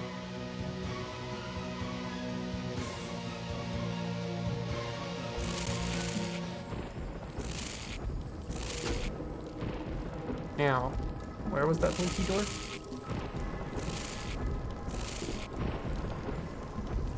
Right there. Okay. Man, Virtual Boy's back. New Mega Man game coming, new Castlevania announcement, new Diablo 2 DLC. What year is it, right? I know. Pretty cool. I'm excited for everyone to be able to play Virtual Boy, whether you own a Switch or a Switch 2. And whether you purchase the cardboard attachment or the actual unit, I'm very excited. Stoat needs to be worked on a little more, Anna. Well, I mean, it's still in functional order, Cassie. It's fine now, especially if you're using the web application. It's fantastic. I mean, it's obviously not as full-featured as Discord, but it still gets the job done right now. And most importantly, it is not owned by a single corporate entity that has MAGA ties or any sort of ties to Peter Thiel. That is the super number one most important thing. So hopefully people will get in gear, get in line, and start moving their communities over to Stoat soon enough. Oh, shit. I see you. Nope. God, why do you have so much help? But...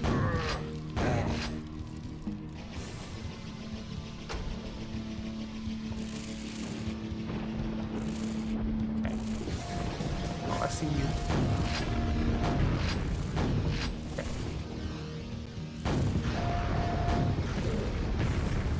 Okay, I got him. Okay, this is gonna do something? No, there's another one.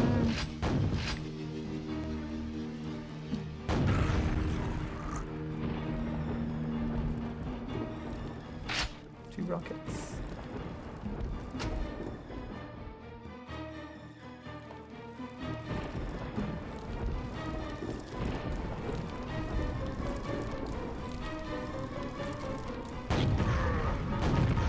Yeah.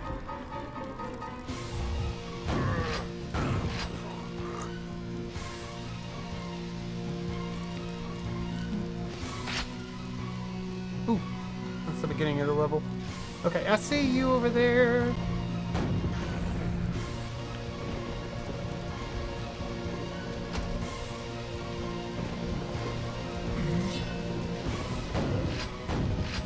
I'm like very tense playing this game.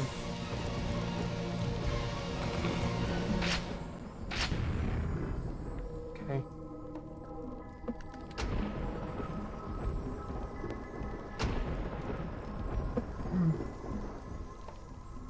There was a lot of misinformation and fear-mongering that it would harm kids' eyes. I kind of wondered that when I was younger. I just remember reading in Nintendo Power that, you know, it was wise to take breaks every 15 to 30 minutes.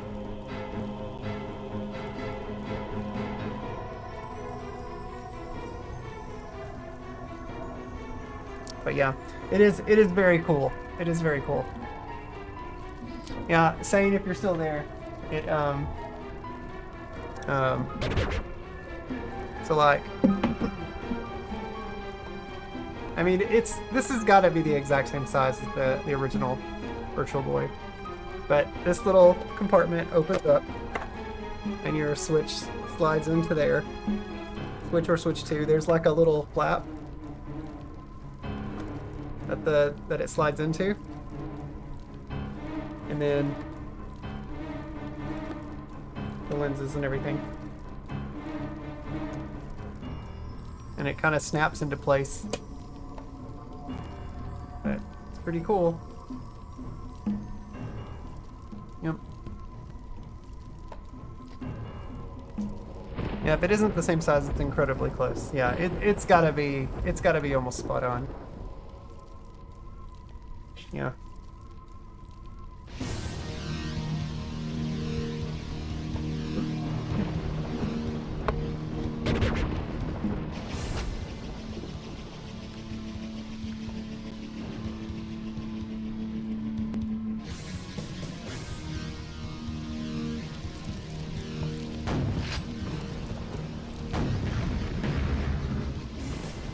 I don't know if you can destroy those things.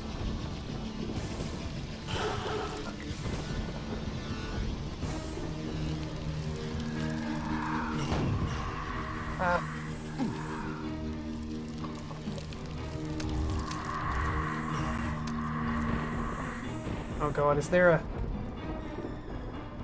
think there is.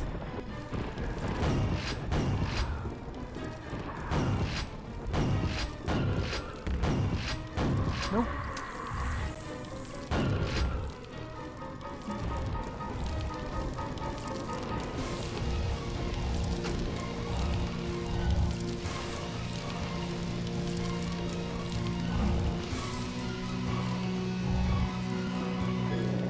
This music is kind of intense. There's nails over there. Shotgun shells over there. I see one big difference in the front, but I'm assuming that's for a cable to plug in. Yeah, so like if you want to use headphones, oh, that's fine. You don't have to, Cassie. You don't have to. I know I do have a news and politics channel on Discord and Stoat.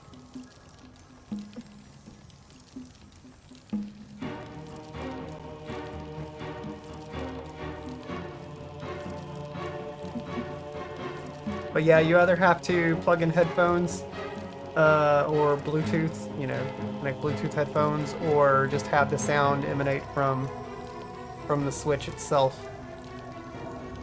out of the bottom speakers while you're playing. Man, the red lenses look so good. Oh, they look so good. Okay, something's going to... Oh, where are they at? Is it down below? Oh my goodness. Oh, look at all this nonsense. Oh god, okay. I took a big...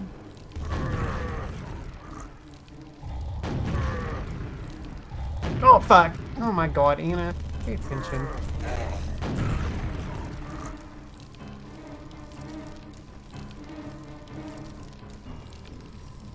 Such a dummy.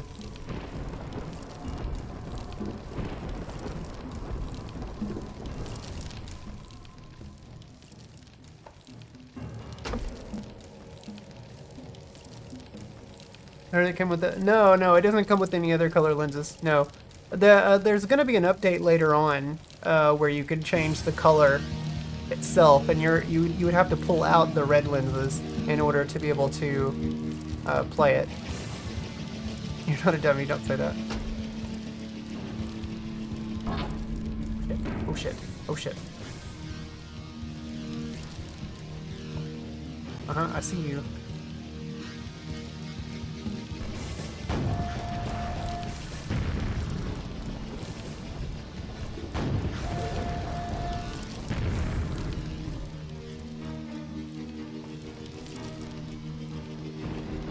It's right there.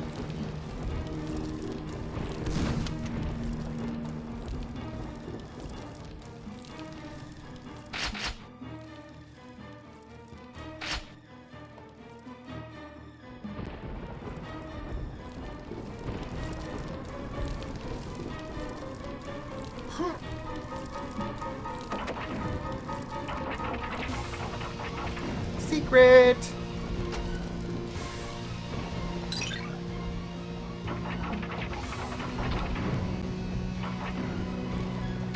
Yeah. Got my health back.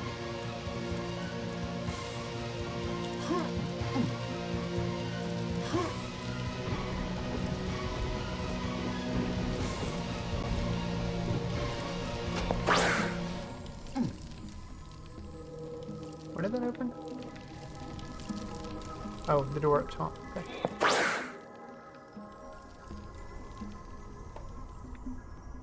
God, it's so freaking dark.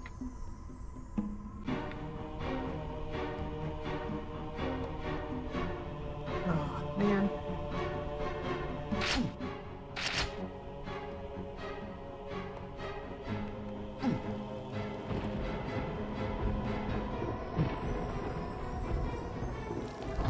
Oh, God. Okay. You caught me.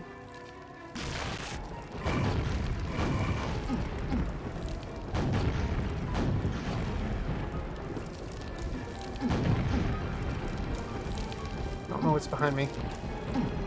Okay.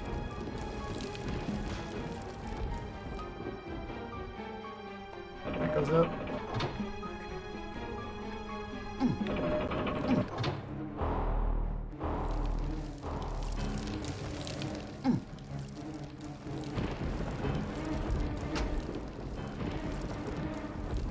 Almost 69. Just missed it by a tip. Just missed by a tip.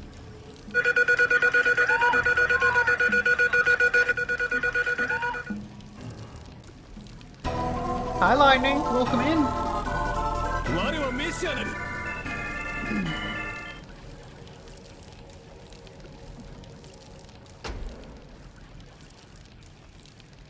Oh, yep, I know that.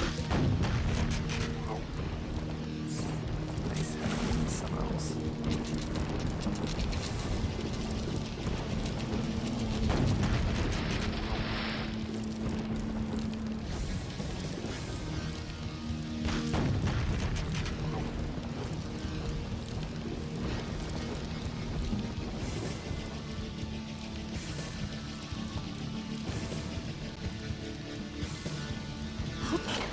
Eh.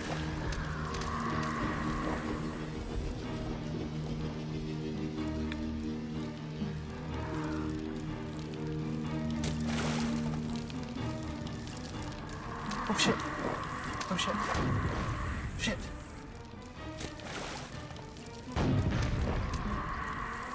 Can't see him. Okay, I got one. Got him. Okay.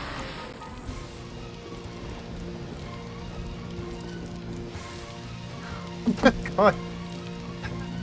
Lightning, how are you tonight?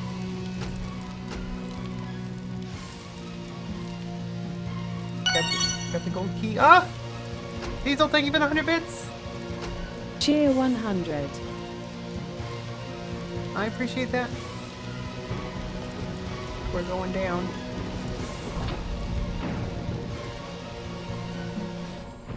Oh, this opens back up to that one area.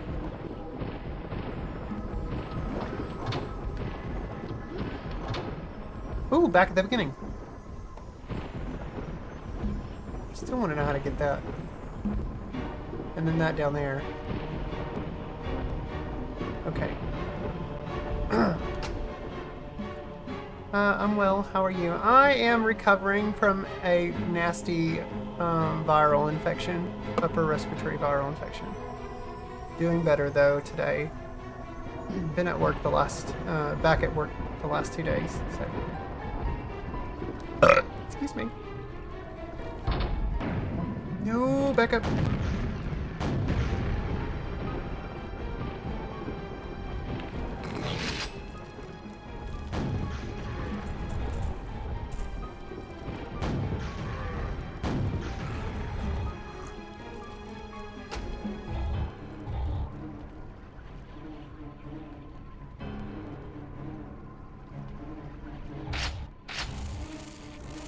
Oh man, bad stuff's gonna appear.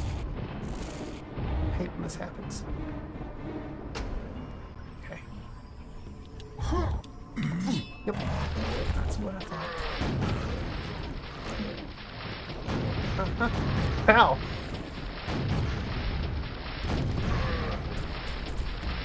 What the shit? That's crazy. Did you see that? It just kept jumping out of the water.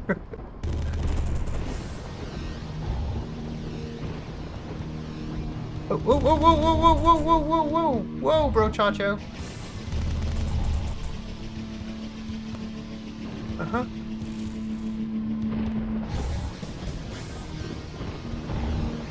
I see you.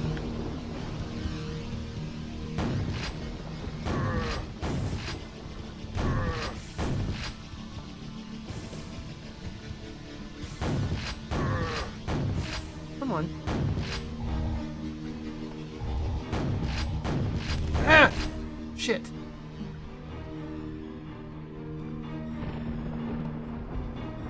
More health.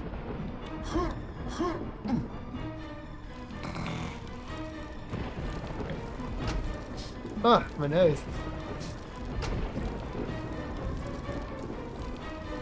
For legal reasons, that's a joke meant for yucks. Of course. I'll be honest, pretty fucking good. How about yourself? I'm actually enjoying my week off, trying to be productive, but the sloth in me just wants to sleep. Man, I slept a lot while I was sick. Had to.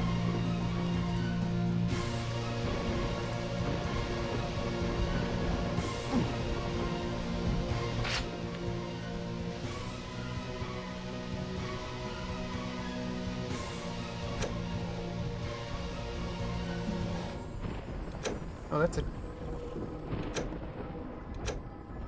a button. What is that opening? Oh, over there.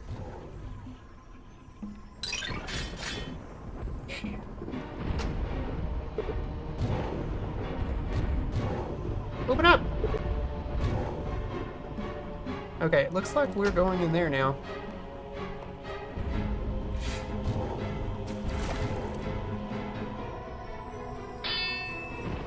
Empathy shields.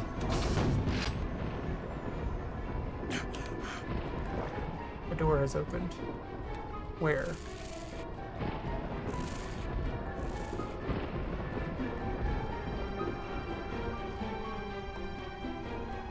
Ah. Ah. Okay.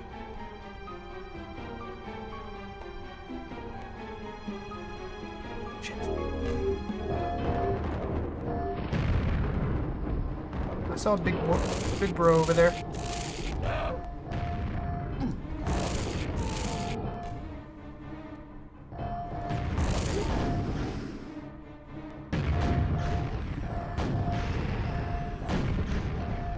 Back! Stop it!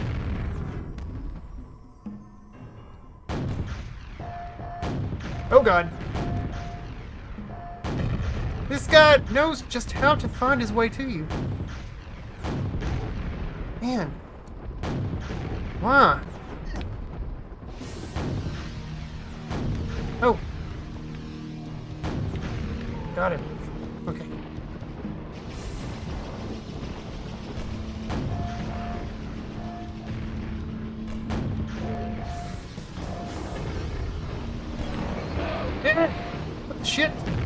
did that shoot me?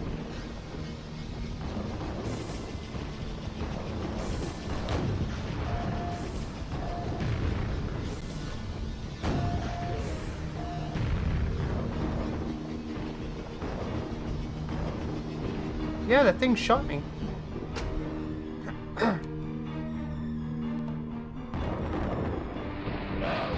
Stop that! How do you... Oh god! What do I do? Okay. Whew.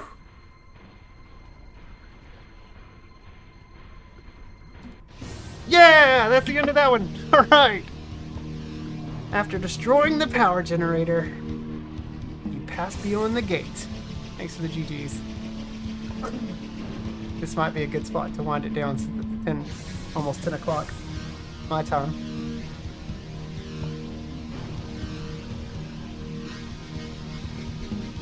Thanks for the GGs.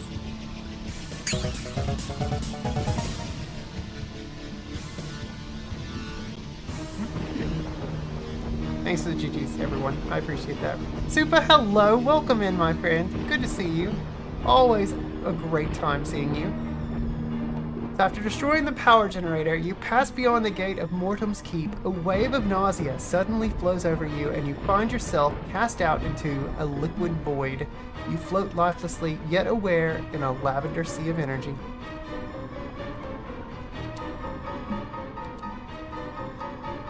Oh, there's more text. Okay.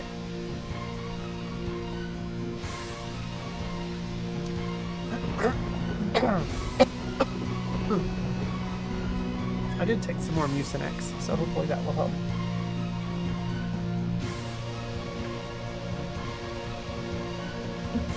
Is that the python?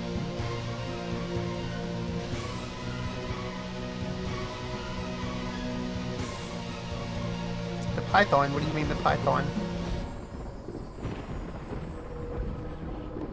After what seems like an eternity, you feel the presence of a... Goodness. You feel the presence of a diabolical intelligence. You are held helpless for a moment as your mind is open to that of Armagon, Quake's general and master of this realm. Recognizing you as the one who foiled his attempt to conquer Earth, a hellish howl fills your mind and blots out all consciousness. When you awake, you find yourself on the shores of reality, but in a time and place unknown to you. Oh, Super Python plays? Because he looks down and sees the world's largest python anytime he likes. I see. Thunderfoot Longbros.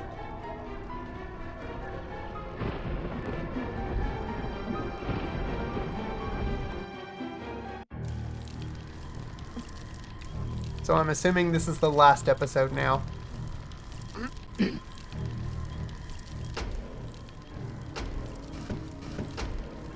Or last episode of Scourge of Armagon. Is that correct, Dan? We're on the Torment.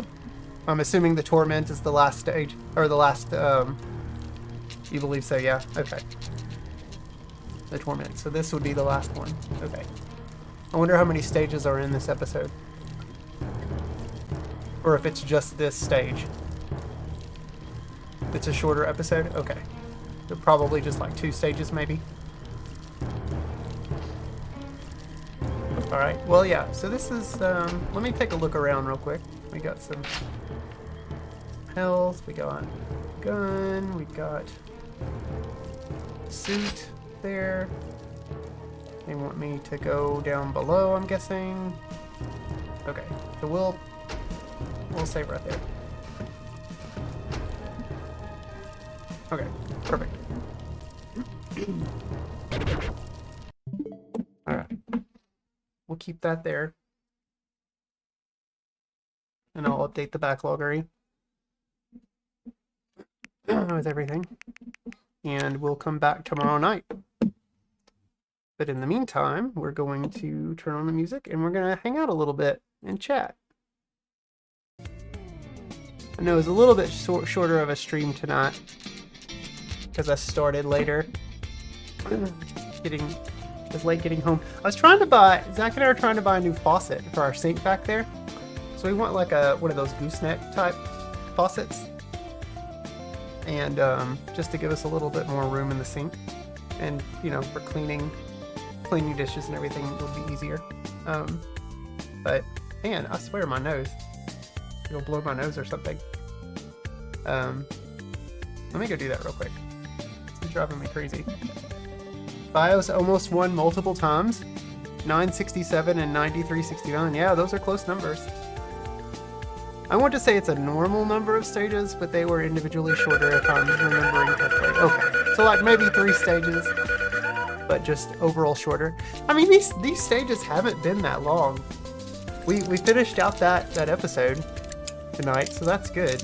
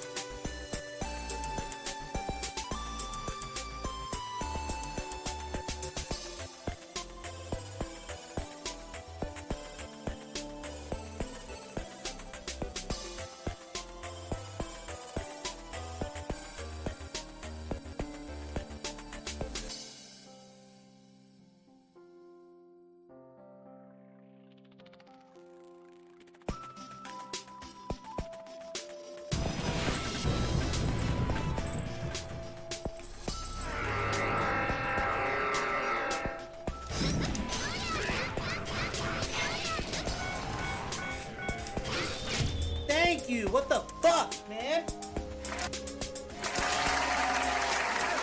Fuck this game. Piece of shit. God damn it. I'm mad now. God.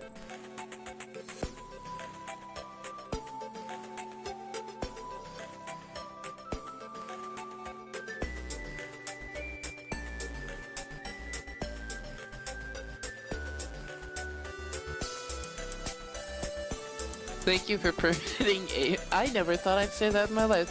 Duggar, thank you for permitting anal. Alright, here we go. Sorry. Oh, really needed to blow my nose. Oh my goodness. Almost, but anyway, I don't depend on luck. I depend on hard work. Exactly, BIOS. I'm the same way. At some point for SMGs, you should really look up the X-Men game.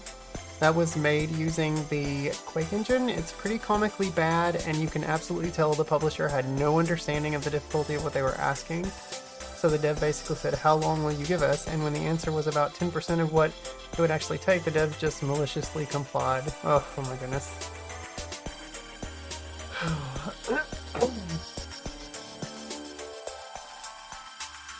Alright, let me see what the Switch app is saying that I put into Quake tonight. Probably not much. Let's see. Pikachu? Yeah, an hour and 10 minutes is what we played. Okay. I think that's right. Alright, so I'll update this. So we're at 24:10. Pikachu? What was that last? The Torment. That's what we're on. Yeah. Mission the Torment.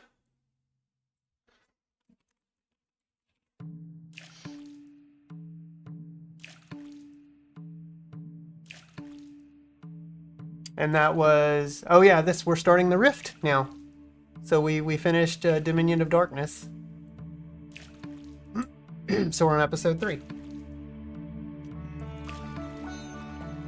Nice. Nice, nice, nice, nice, nice.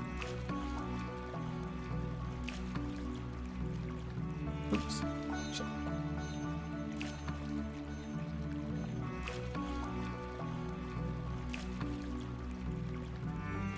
And none of the enemies are sentinels or anything that would make sense in duplicates. Oh, imagine an X-Men game with no more than 6 different enemies the entire game. Weird.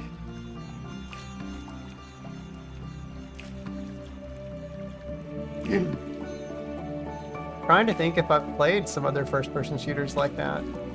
I swear there had to have been someone like the N64 or something. Surely there's more than 6 enemies in like Turok Dinosaur Hunter. The lovely Anna and her chat full of lovelies. Hi Dingle, welcome in my friend. Good to have you here. There's that N64 logo. Yep. I do love the N64. It's one of my favorite consoles. One of my favorite consoles of all time. I'd probably rank it as, because it was such a defining console for me in my teenage years. That, I mean, I love the Switch. Switch is probably my favorite Nintendo console, followed by the Super NES, but I would say the N64 is probably my third favorite Nintendo console. And even then, it's really close to the Super Nintendo. I really, really, really fucking love the N64. What are some N64 games you think I would like? Just curious. Do you like third-person shooters, Diesel? I highly recommend Jet Force Gemini. It's my favorite game of all time. Now, Jet Force has a kind of a clunky control scheme on N64, so I do recommend playing the Xbox version on Rare Replay. If you have Game Pass, I'm sure you can play it there. But the more modernized control scheme for Jet Force Gemini on Xbox is really good. It's really good. And the game looks better on there, since they're running it in high res.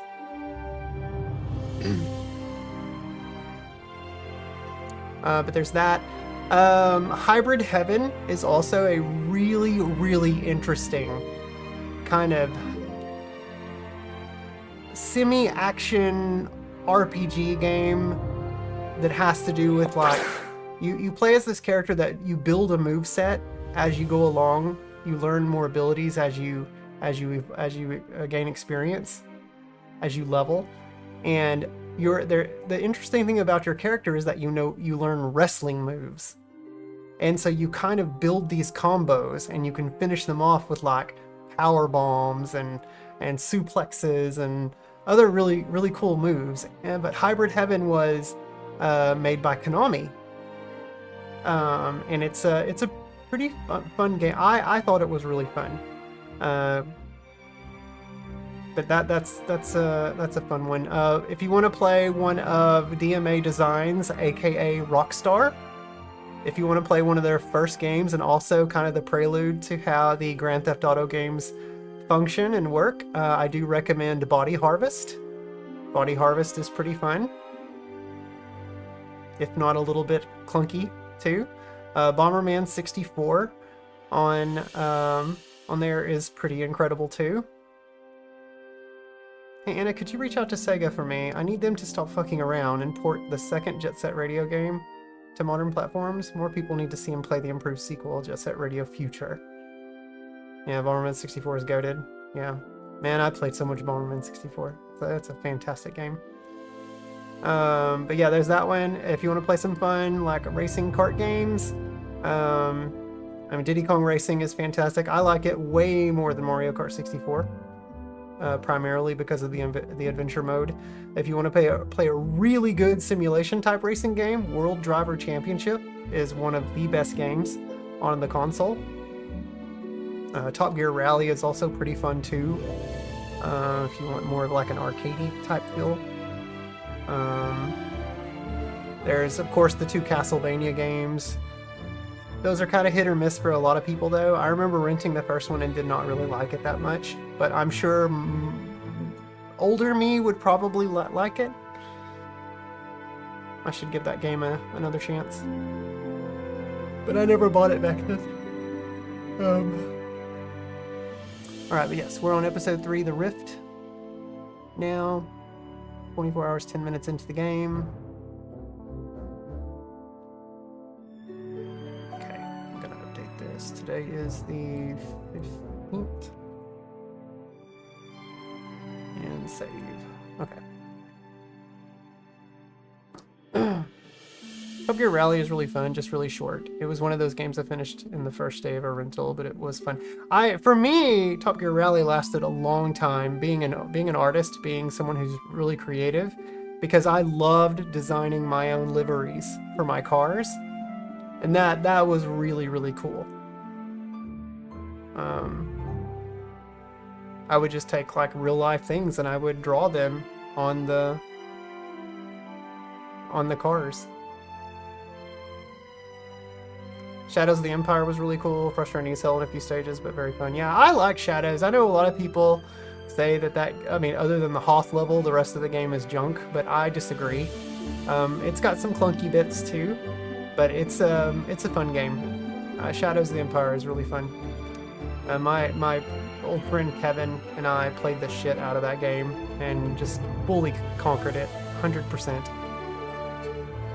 Did Ridge Racer have livery on? You know what? I don't know, Diesel. I don't know. I know Ridge Racer on the 64 was pretty good, though. Aero Gauge Assault is a fun little, like, sci-fi futuristic racing game. You could draw... Yeah, I could draw a tie reaching for the pizza. I could. I'm pretty sure I drew one of my previous cats. Did you see that? Your ADHD ass tapped out. Aero Gauge was fun. Yeah. There's some really good ones. A lot of sports games on the N64 were really, really, really, really good, too. The first Extreme G. Yep. There's some good stuff. I mean, goodness, my book here. Let me get my book.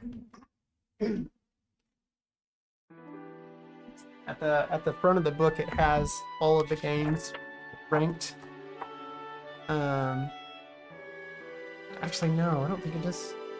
No, it doesn't rank them. I thought it did. No.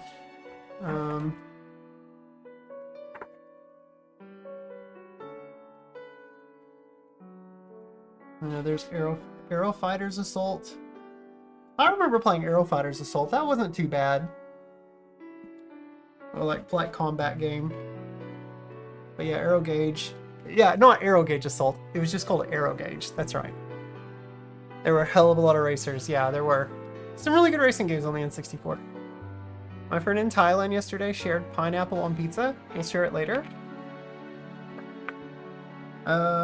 Stay away from Aiden Chronicles: The First Mage. That's a shitty RPG.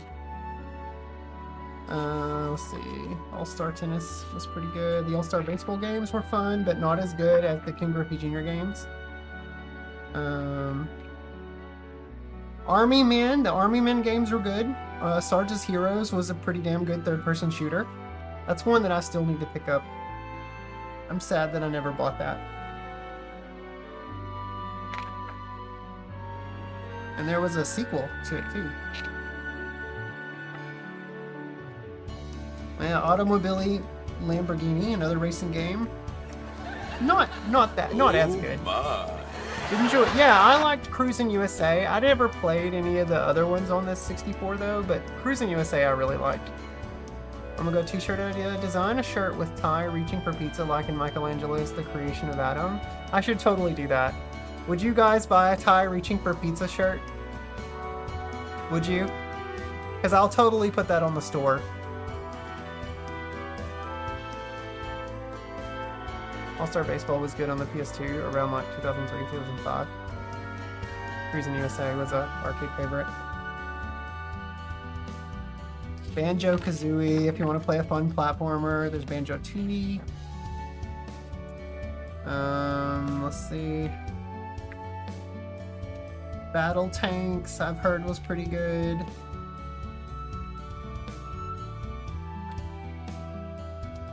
Beetle Adventure Racing is a pretty fun game. Blast Core. Great, yep, there's Body Harvest, Bomberman 64. And then there was Bomberman 64 2001, which I guess they made, this was just Japan only maybe? Yeah, it was just Japan only. But it's a more traditional Bomberman game. There's Bomberman 64 The Second Attack, which I never owned that one. I don't think I've ever played it. I know I played Bomberman Hero.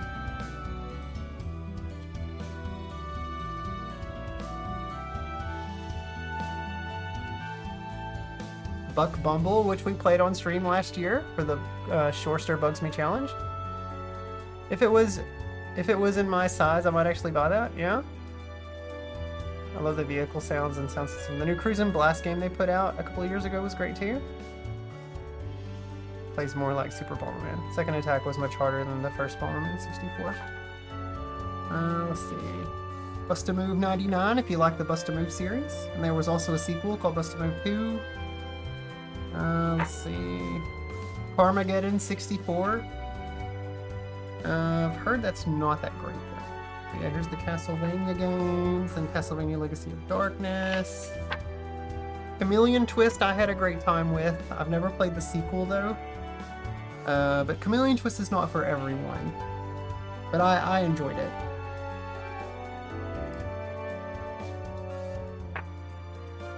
Quake Fighter 63 and a third. There was a Command & Conquer game. On 64. Conker's Bad Fur Day. Cruisin' Exotica. Yeah, I've never played this one. Cruisin' World. I feel like I maybe rented Cruisin' World. But I don't remember too much of it. I primarily played Cruisin' USA. Imagine getting to go retro game shopping in a Japanese retro game shop. So many Japanese exclusives. I'd be so hyped. Yeah. Custom Robo is a Japanese N64 game that I really want to get. It was also very common too. There were a lot of cartridges produced because the series was super popular back then. There's also a Custom Robo V2. It does require a lot of Japanese though in order to play it. There's a lot of text.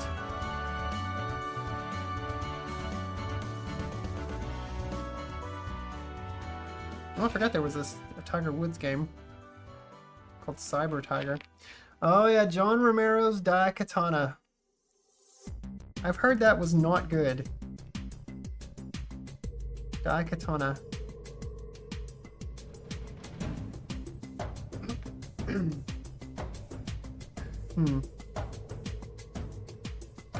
Cruisin' World was surprisingly a really good port. It was the most arcade accurate out of the 3 games. Okay. Dark Rift, interesting fighting game. If you want to play a really good fighting game series on the N64, the Fighters, I think it's called Fighters History, or is it Fighters? Or maybe it's called Fighters Destiny. I can't remember the name. Fighters, maybe Fighter Destiny, or Fighters Destiny. There's Destruction Derby 64. There's Diddy Kong Racing. There's a Donald Duck game called Goin' Quackers. Donkey Kong 64, stay away from that. Doom 64, it's my favorite Doom. It's so good.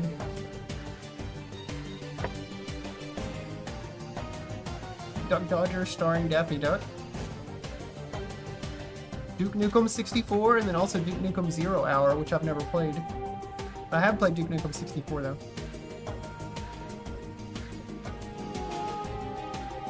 Earthworm Jim 3D is terrible. I remember renting that and taking it back the very next day. It was awful. Fighters Destiny 1 is great. The sequel, much less so, unfortunately. Why does... Oh, it's mainly just because it's such a collectathon. By the time Donkey Kong 64 came out, I was way over that whole mantra in platforming. Banjo-Tooie kind of really ruined it for me. There's a lot of collecting in Banjo-Tooie, even though I did like that game. Excite by 64 is pretty good. Yeah, there's the Extreme G games, the F1 games. I have F1 World Grand Prix, but I don't have... Oh wait, no I don't. I have F1 Pole Position 64. That's the one I have. I have rented F1 World Grand Prix though. It's pretty good. F-Zero X is fantastic. Ah, yeah, there's Famasta 64. I'm trying to get Famicom to find me a copy of that, a boxed, complete unboxed copy, because it goes for pretty cheap in Japan. So I'm hoping to finally add that to my collection. There's some FIFA games. Yep, there's Fighter Destiny. So it's weird. So the first game is called Fighter's Destiny, and the second one is called Fighter Destiny 2. Fighter Destiny 2. They rank it pretty highly though here, Dan. They give it 4 out of 5 stars. Same for the first game. I really love the first game. Fighter's Destiny was so crazy the first time that I rented this and Kevin and I played this. Fighting Force 64, Forsaken 64, Fox Sports College Hoops. It's a lot of stuff that... Oh yeah, Gauntlet Legends. We have that one now. Wipeout for PS1 was decent. You hadn't experienced Banjo-Tooie. Yeah, that could do it, Dan. Like, I don't hate DK64. I just... Like, when I think of the game, I groan. I'm like, ugh. All that collecting. Most folks prefer the first game. There's some Gex 64 games, Gex 3D Cover Gecko. I have the collection of Gex games now on Switch. Glover, Goemon. There's Goemon's Great Adventure, and there's also Legend of the, or sorry, not Legend of the Mystical Ninja, it's Mystical Ninja starring Goemon. But there's also another game too, which I think is just a party game, like Mario Party, called Goemon Mononoke Sugoroku. It's a board game. But Goemon's Great Adventure is supposed to be pretty good. And I never bought it. GoldenEye, of course. GT64 Championship Edition's not bad. It's an okay racing game.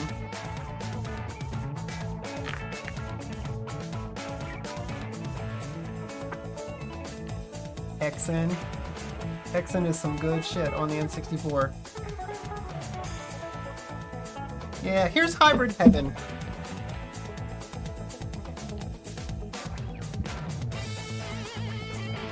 This is Hybrid Heaven. It's an RPG.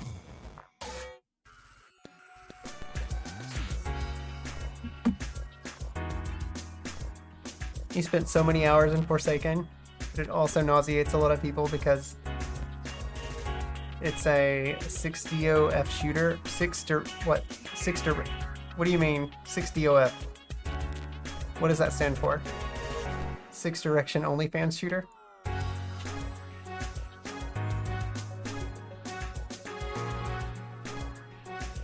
Winback, yeah, Winback. Winback is also good. Yep. 6 degrees of freedom, gotcha. Yeah, because you have the Z-axis. It's not just up, down, left, right movement. You have... Yeah.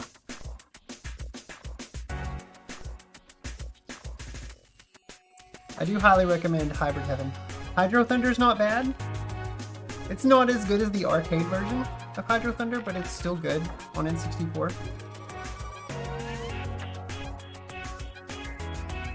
Now I've heard mixed reactions about Indiana Jones and the Infernal Machine. I've had some people tell me that it's fantastic, and I've had other people tell me that it's like, a little clunky. But that's definitely one I would like to own. It says developer LucasArts, and it was ported by Factor 5. So like Quake, but you can rotate 360 forward and back. I see. 64 port of Hydro Thunder was the best home port. Yeah.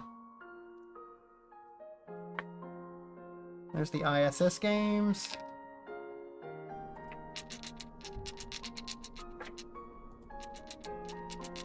J-League. Lots of J-League games.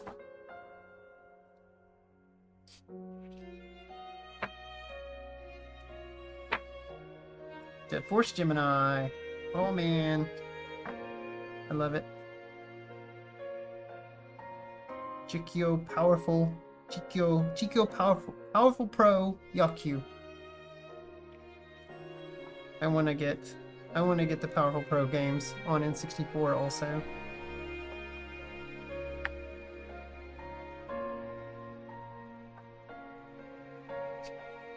Those are so good. Killer Instinct Gold, King Griffey Jr. Slugfest, these are fantastic.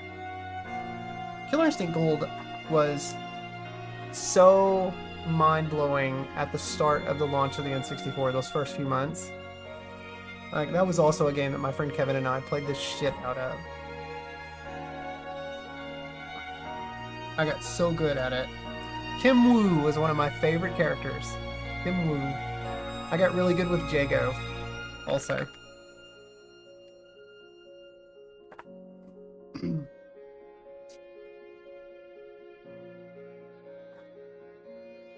Kobe Bryant and NBA courtside. I remember buying that. I remember being super stoked about that. There's the Zelda games. There's a Load Runner on N64. The Madden games.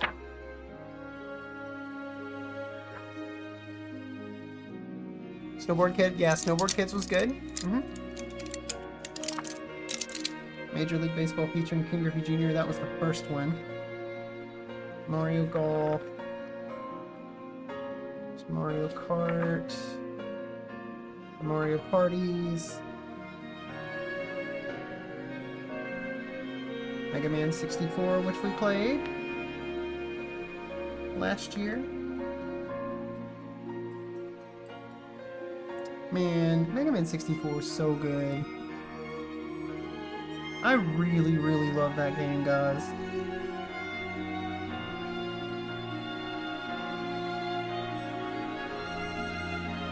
I can still hear Roll in my head. Can you imagine if Nintendo gave us a new Wave Race game now? Oh man, Wave Race on the Switch 2? Yeah. Can you imagine how real that shit's gonna look? Like the water effects and everything? Because you know that they would go all out. Oh, I would love a new Wave Race. Would love it. My goodness. Despite being a Disney license, I have heard that Mickey's Speedway USA is pretty damn good. It was developed by Rare.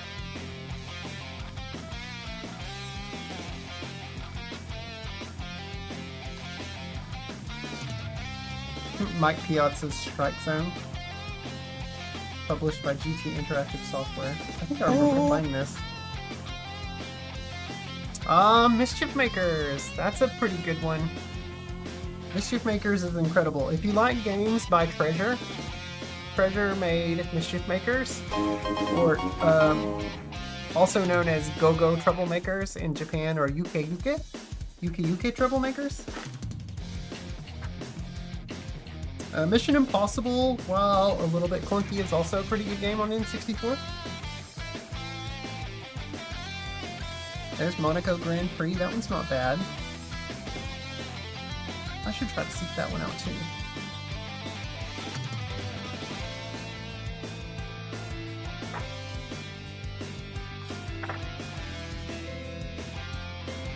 Stay away from Mortal Kombat Mythology Sub-Zero. Multi-Racing Championship, that's also an okay racing game. It's not bad.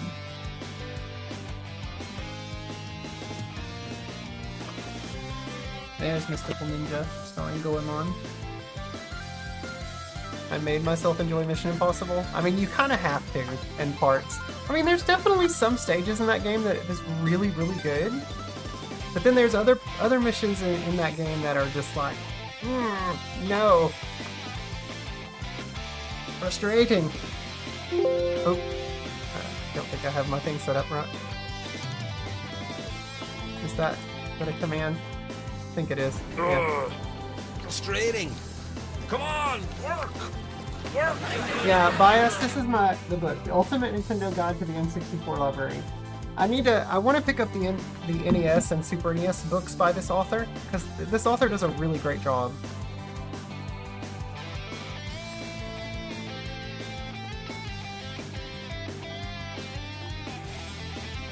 NBA Jam? Oh, well, NBA Jam kind of turned out to be more of like an actual basketball game. There was NBA Hang Time was the spiritual successor to NBA Jam as we know it in the arcades. NBA Hang Time was really good. I actually really like NBA Hang Time more than NBA Jam. It had fun stages, and then it had others. I seem to recall hating a stage where you had to pose as the waiter. Yeah. NBA Showtime. Neon Genesis Evangelion. NFL Blitz. Good stuff. Sports games were great on the N64. There were so many. I mean, there were some duds, but there were a lot of really good sports games. I've never played any of the hockey games other than Wayne Gretzky's. The first Wayne Gretzky's game.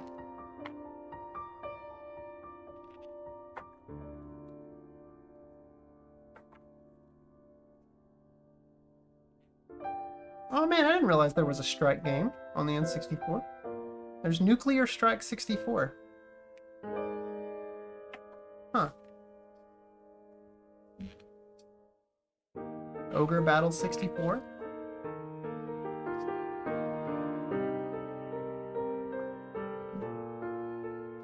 Did anyone ever play Paperboy on the N64? Is that good? They rank it 3 stars. I actually never played Hang Time. I've done Jam, A Showdown Live, in the early 90s Sega games like Lakers vs. Celtics, but you never saw Hang Time. Yeah, I love the NBA Live games too. NBA Live 96 on the Super Nintendo was one of my favorites. If you for like simulation basketball. But Hang Time literally was the spiritual successor to NBA Jam. I think it was even made by the same development group. I mean, it's the same 2-on-2 basketball with the crazy jams and being on fire and all that kind of stuff. You're a Strike fan since the first one? Yeah, I love Desert Strike. Who doesn't love Desert Strike? I mean, it's such a great game, BIOS. I even like Jungle Strike, too. I wish they would make those again. I just want to see a collection released of those. That would be fantastic.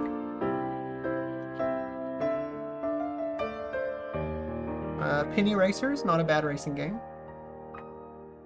Perfect Dark.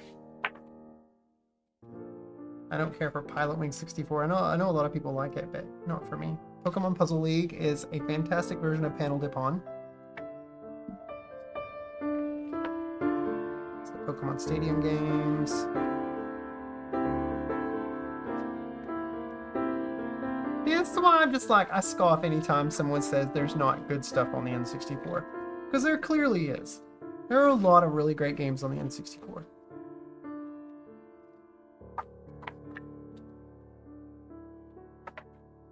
There's Quake. And then Quake 2. Quest 64, I'm a big fan of. A lot of people aren't, but I really like Quest.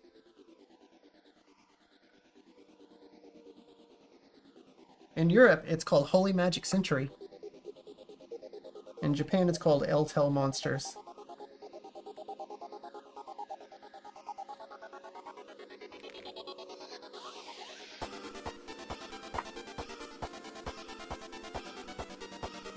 Yeah, Strike Collection would be awesome. Well, no, Perfect Dark Zero was the best Perfect Dark game. Man, I was so looking forward to that new Perfect Dark. Why has Microsoft got to be such a doo-doo head? The Rampage games are great. Rampage World Tour I've played on stream before. Fully completed it.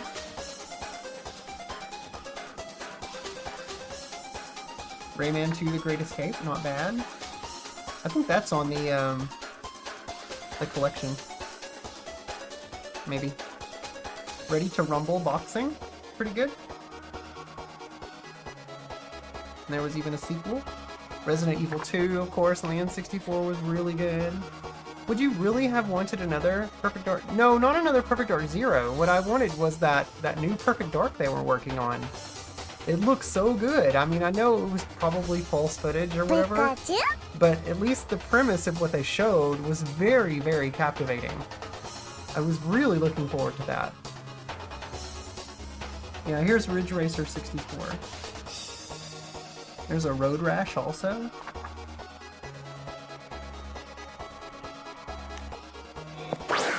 Magnitude? But another Microsoft-made Perfect Dark would likely have turned out like Zero again. You think so? I mean, it depends on the developer. I mean, Microsoft does have some good developers under their label. Or under their umbrella. I mean, okay, let's be realistic here. With all of the developers that Microsoft has purchased, they've really not done shit with them. It's super unfortunate that they've taken all of these developers under their wing and just not having them do anything. I don't know what the hell they're doing, but I don't know. Rare was among their best developers. Yeah. Well, okay. Let's be realistic though, Dan. When Rare was bought by Microsoft, the Rare that Microsoft owned was different from the Rare that Nintendo owned. Because a lot of those developers, after they got bought by Microsoft, they bailed. And all Microsoft was really left with was just a small handful of leftover Rare developers and then just the Rare label itself. Because a lot of those guys went to go form their own studios. Like the group that made GoldenEye went off to go form their own studio that ended up doing Time Splitters. And then you had... oh goodness, who was it? There's a group that went and formed Playtonic, and some of the others. Well, you know what I mean, not owned. They were a second party. Nintendo had held a good majority of stock in the company. You know what I'm trying to say. But yes, the Rare that Microsoft bought is not the same Rare that Nintendo had under their wing. I love the Strike series and Spec Ops on PS1. I only had an NES as a teen, so I was super behind as far as Nintendo consoles went. Still enjoyed what I had though. I mean, I first played, so the Strike series, I actually first played it on Mega Drive because my friend, my childhood friend Matt had rented, I think it was Jungle Strike on the Mega Drive or Genesis, and that's where I first played it. And I was like, man, I wonder if there's one of these on the Super NES. And so the next time that my mother took my brother and I to Hastings to go rent video games, we found one. I found Desert Strike for Super NES and rented that and loved it and was like, man, this is way better.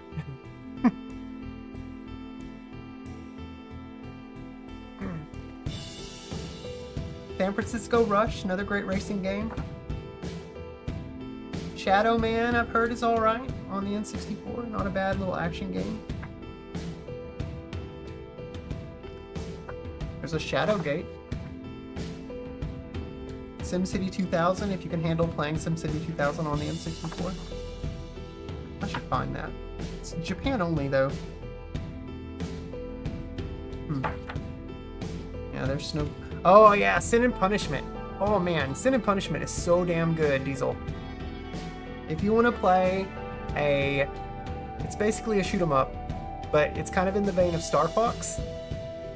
But you're controlling a character, not a spaceship. Sin and Punishment is so good. So good. And there was even a sequel on the Wii, I think, called Star Successor. Sin and Punishment Star Successor. And Jungle Strike was the other. I liked Desert way better. Yeah, Desert was definitely the better game between the two. They did a good job with the newer Killer Instinct and Battletoads. I'll definitely give them that. Yeah, Killer Instinct is great. Whatever development studio they put on that, because it wasn't Rare, they did a phenomenal job on Killer Instinct. That's probably the best carried over IP that they got from Nintendo and Rare. And I was so bummed that Nintendo didn't get to keep Killer Instinct. But it is what it is. The game did turn out really, really good. And the Battletoads, while not really feeling like a Battletoads game, it was quirky in its own right, and it was really fun. I enjoyed it. Sin and Punishment is really good. You have to get used to the controls, but it's worth it. I know what's Soviet Strike. I know that Soviet Strike has FMV cutscenes, though. Oh, does it? Interesting.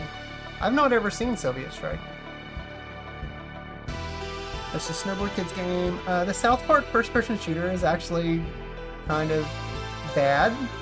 You might be able to find some fun out of it.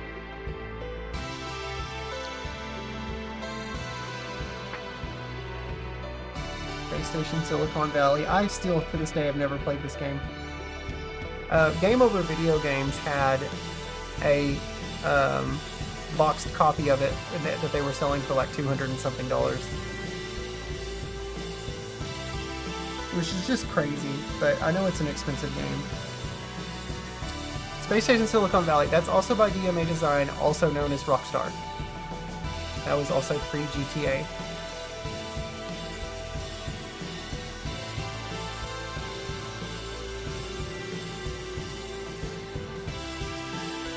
I remember seeing a lot of ads for Soviet Strike back in the day. Never played the original, but Star Successor was so dumb at the end.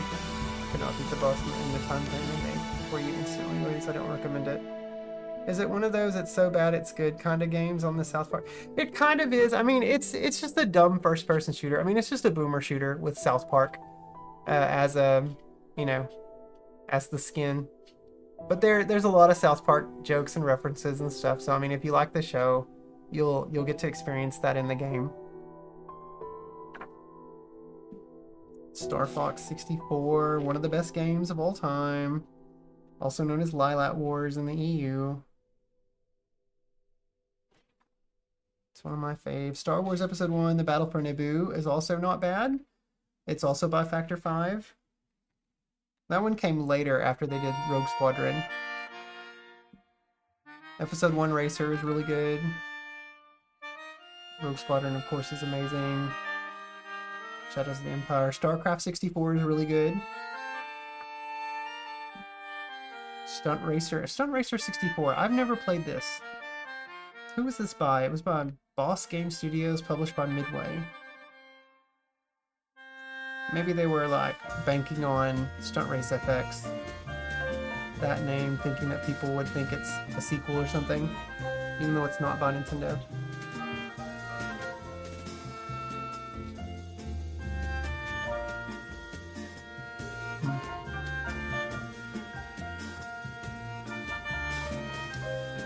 Last really great Star Fox game, which is a damn shame. It's known as just Fox McCloud, right? You know, yes, I feel like, so Star Fox is one of those IP where I feel like they could kind of just do almost any kind of genre that they wanted to. Well, not any kind of genre, but yeah, I feel like it's a game, it's an IP that lends itself well to a multitude of different genres. Obviously, the flight combat is the primary one. That's what you think of when you think Star Fox. But like, I'm a huge fan of Star Fox Adventures, and I really want to see another on-foot Fox McCloud game like that, where he's wielding that bow staff or using his blaster. I liked the on-foot moments in Star Fox Assault, but they weren't. I mean, they were clunky, and it just wasn't, I don't know. I feel like mixing that style of gameplay with the flight combat doesn't really do it justice. It's you either need to be full on flight combat or you need to do an on-foot Fox McCloud game.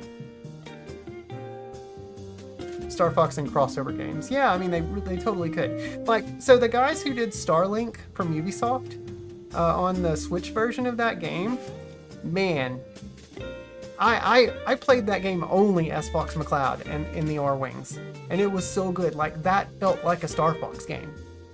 It was really good. And I would love to see that developer work with Nintendo and make a brand new Star Fox game, a new flight combat game like that, because going from planet to planet and like being able to fly down into the planet's surface was such a cool experience. And I'm like, this is how you do Star Fox going forward. I would love to see another one. But I also want to see another on foot Fox McCloud game. I say Fox McCloud game because I'm separating that, differentiating that from Star Fox. Star Fox to me is flight combat. But an on foot Fox McCloud game, it could be called Star Fox something, but I don't know. I maintain that the Switch version is a Star Fox game because it's the closest we've gotten in years. Yeah, it's definitely the best Star Fox game to come around in a while. It's so good, so good. I had such a blast with that game.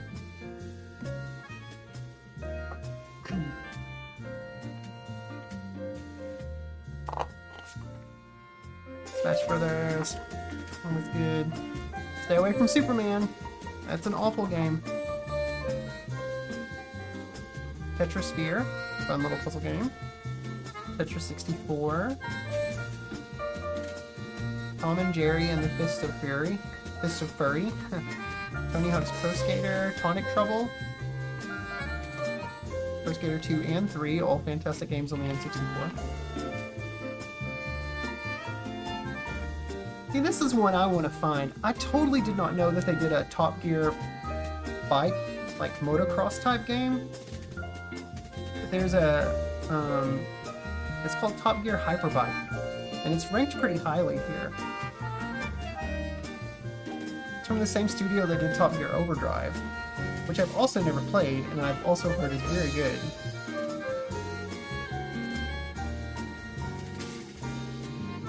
I've never played Top Gear Rally 2. I've only ever played the first one, which was by a totally different studio.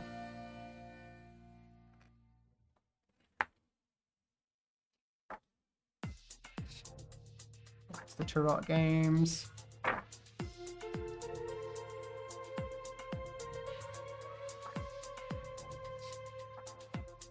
Vigilante 8. Those games are pretty good on N64. I think it's better than the PS1 version. That because it doesn't have the texture warble. You know, I love the Guardian Legend on NES. They could do something like that for Star Fox, a hybrid exploration, puzzle, and shmup game. I mean, they really could.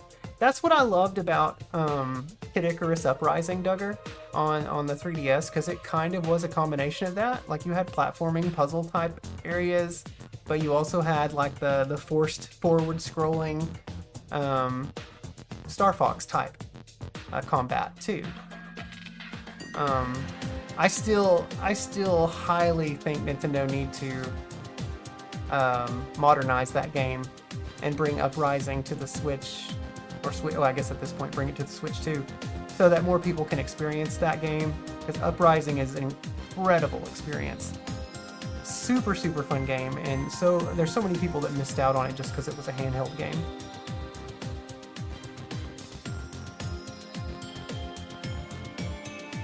I'm excited about the spiritual successor coming from the devs who made the original. It looks super fun. Oh, from Argonaut? Yeah. What is the name of that? I forget. But I know what you're talking about. The Virtual Pro Wrestling games.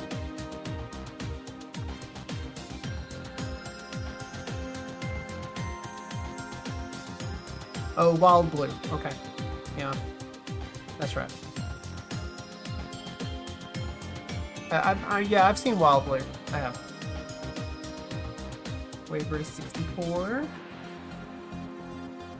Wayne Gretzky's 3D Hockey. Yep, that's the one. That's the sole hockey game I've played on the N64. It's fun, but it's just arcade hockey. There's all the wrestling games. Wetrix is kind of a cool little puzzle game. There's Winback, Covert Operations. So they give it 3 out of 5 stars in this book.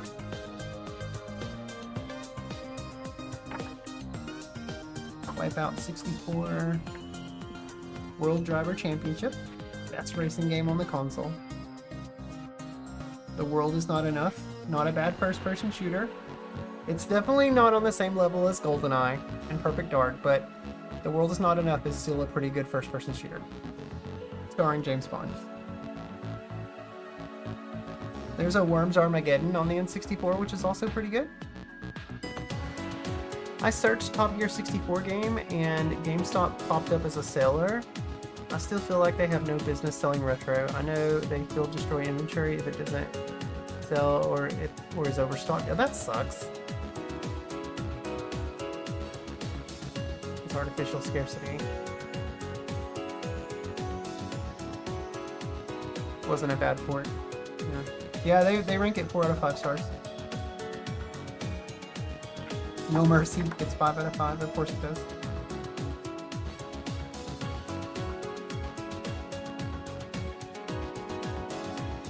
Yoshi's Story.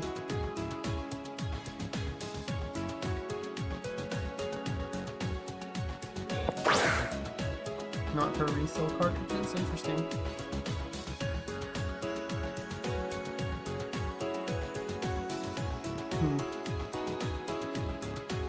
A lot of these are by Nintendo.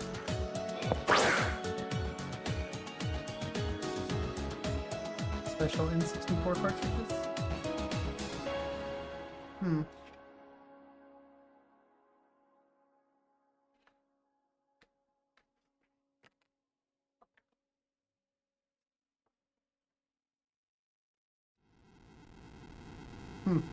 Interesting. It even shows a lot of the accessories and stuff too. In the back of the book. Oh, wow! I had no idea this was back here. All the fantastic versions of the N64. And the special edition Pikachu ones. That's cool.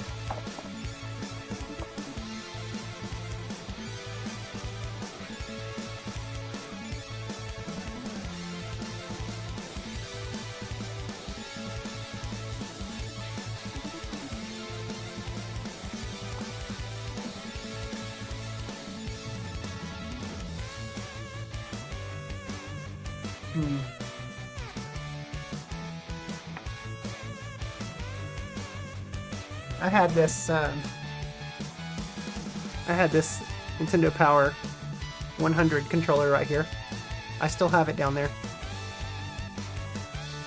For being a subscriber to Nintendo Power.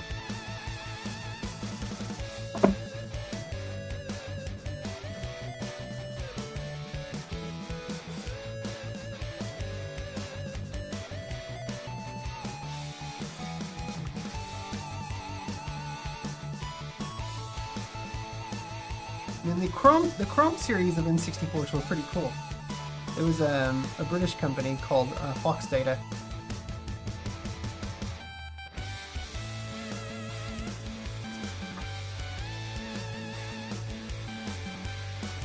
F-Zero expansion kit. Oh, this is the 64 disk drive stuff. Wow, I've actually not looked this far into the book.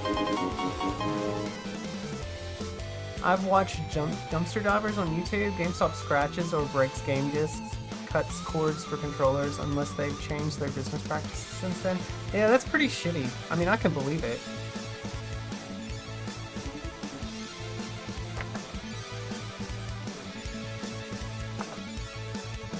SimCity 64. I've always wanted to play this on the disk drive.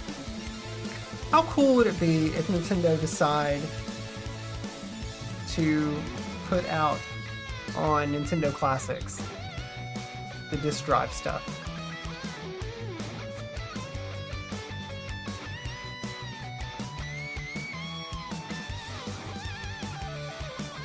Unreleased N64 games. 40 Winks. I remember that one being in development. Hell. 64 Wars. Nintendo were actually working on an Advance Wars game for the N64 called 64 Wars.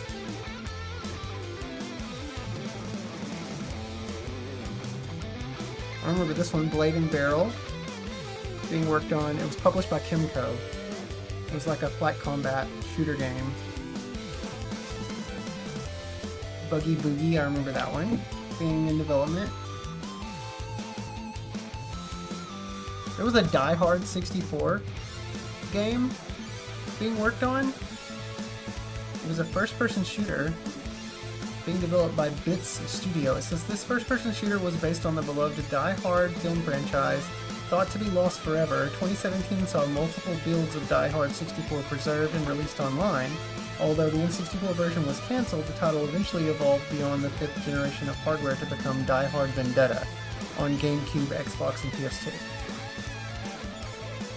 And then Dinosaur Planet, which of course became Star Fox Adventures.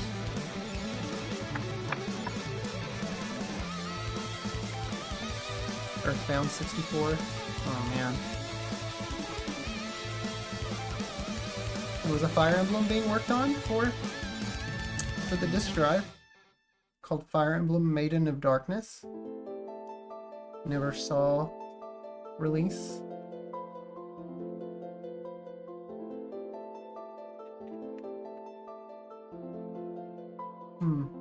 So many.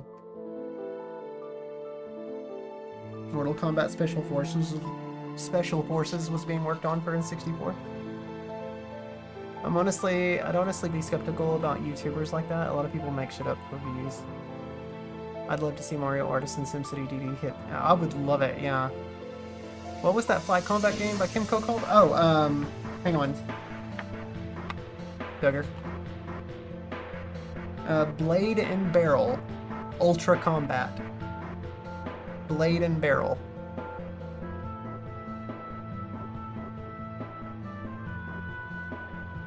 Says this was to be an early title in the N64's library that never came to be. Originally meant to be an update for the Atari Classic Combat, Blade and Barrel evolved into a third-person vehicular shooter. Magazine previews and video trailers revealed impressive effects for the time. It is not known why it was cancelled, although it is assumed that some elements may have made their way into another Kimco-developed title called Knife Edge Nose Gunner, which was released on the console in 1998. Yeah. Blade and Barrel. Yeah, there you go.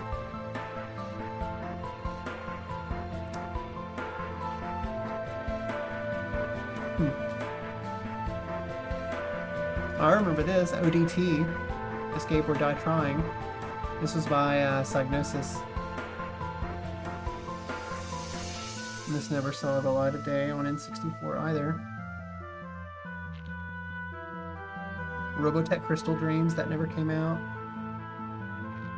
Themcopter 64, I remember that being shown in Nintendo Power.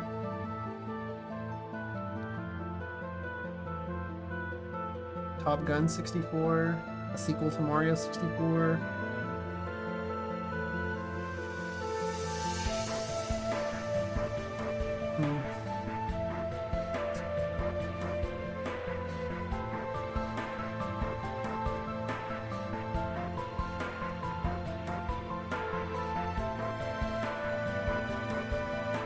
Psygnosis belonged to Sony. It was on a system for Sony 11 to publish Wipeout on the platform. Well, you know, it was probably in development before, way before Sony even created the, or, you know, put out the PlayStation, the original PlayStation.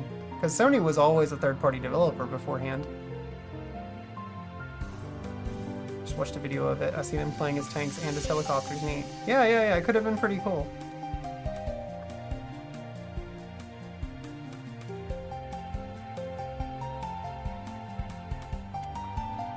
Remember Final Fantasy being developed for the N64 originally, or like at least a demo unit of it, or not a demo unit, a demo of a Final Fantasy game on the N64.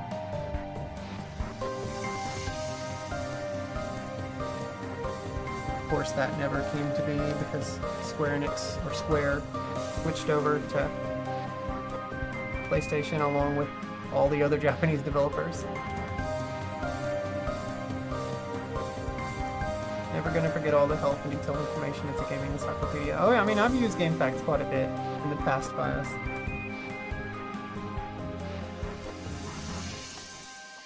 Talking in the history of all the N64 wrestling games, because there's so many of them. This is pretty cool. I can't believe there was all this other stuff here that I've never looked at.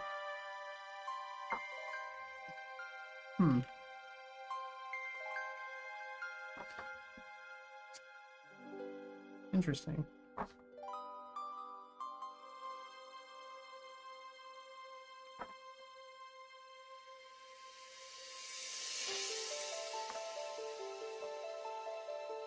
Oh, this is cool. There's like magazine ads for games, for N64 games. That's cool.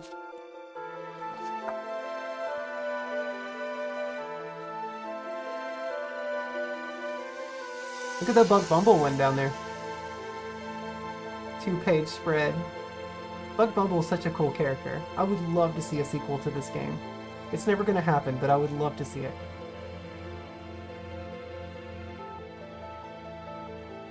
Nuclear Strike. Turok Dinosaur Hunter.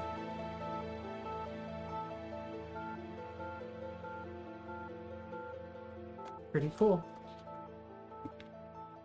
Okay.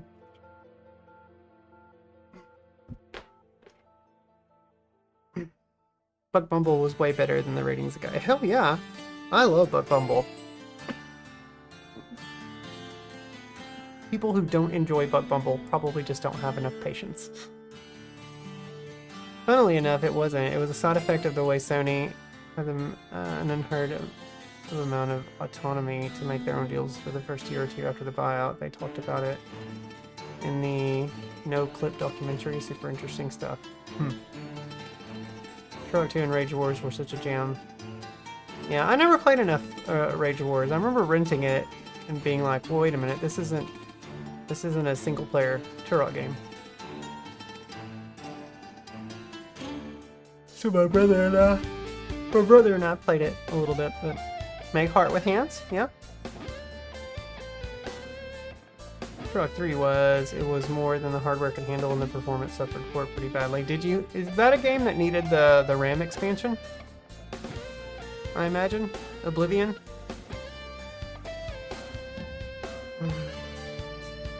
BIOS, did you say hi to Zach? He's back there. Yep, still playing his game. It needed it, but it didn't help.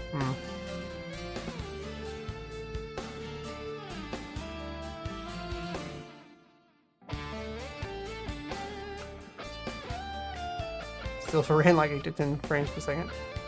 Yeah, there's some slow running games on the N64. Is this a Metroid remix? It sounds like it.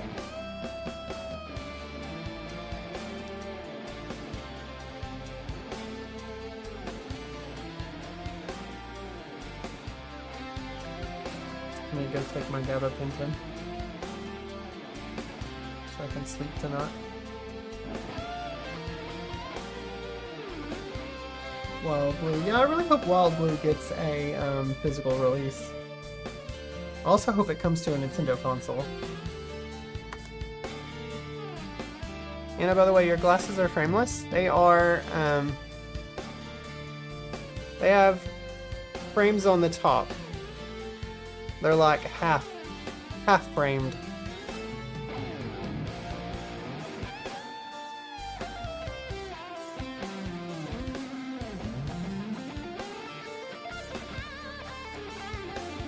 Yeah, whatever that's called. I'm not sure. Woomy. Let's see. What do we have on? Who do we have on tonight, jammers? Who do we have on tonight? Let's see. Nocturnal Hannah is doing obscure PS1 games, playing a game called Fluid. Dash GMR is playing Hollow Knight. Maya Jess playing Donkey Kong. Was it Donkey Kong Country Returns?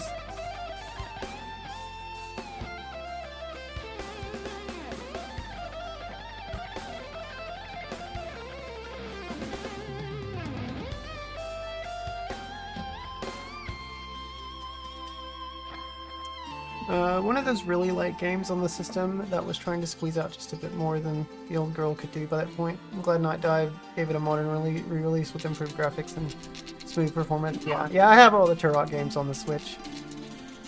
Okay, next glass is going to be fully framed. Advice to avoid extra headaches. No. Are Are you saying yours BIOS are gonna be fully framed?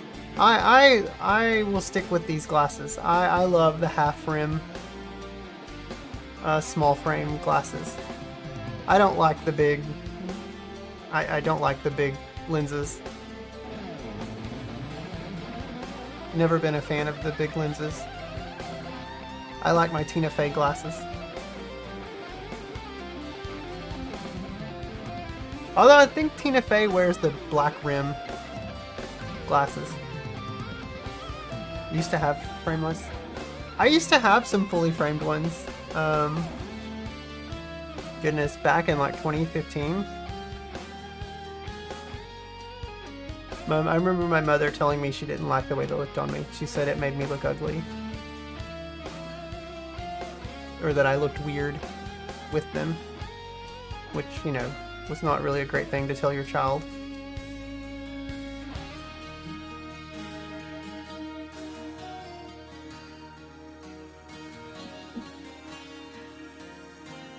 I probably still have them in the bathroom. I kept all of my old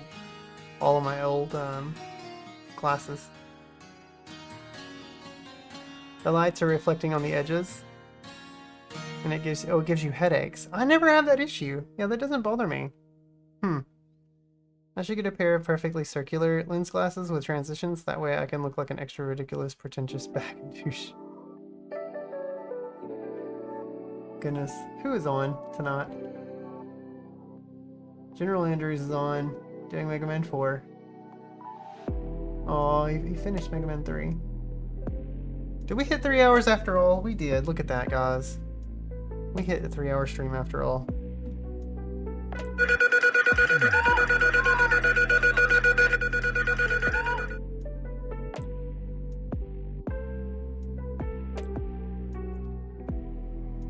It's so much more fun to say bag of douche than douchebag. Don't bother. I love your face with glasses, and people used to your face in a way will feel very weird when there is a change. Yeah. Bias, when I go to the bathroom here in a bit, after the stream is over, I'll look underneath the vanity or in the vanity, and I'll see if my old glasses, my black framed glasses, are in there. If they're in there, I'll take a picture of me wearing them, and I'll show you. If they're in there, they may not be.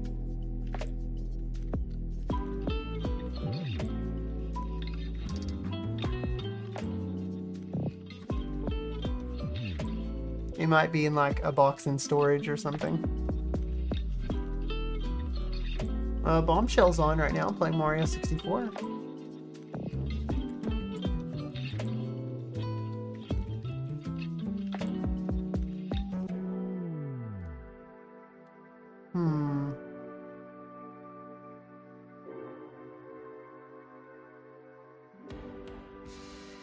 Hungry Garia on, playing Super NES Collection Showcase.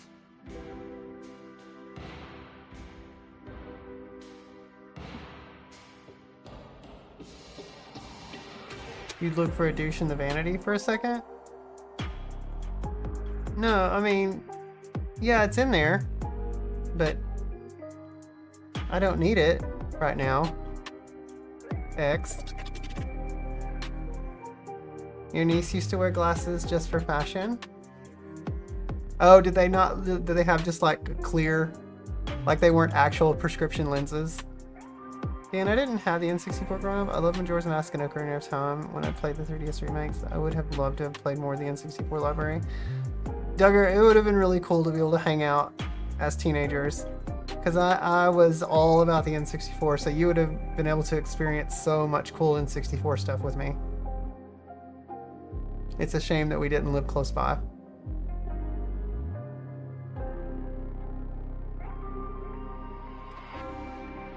Oh no, he died!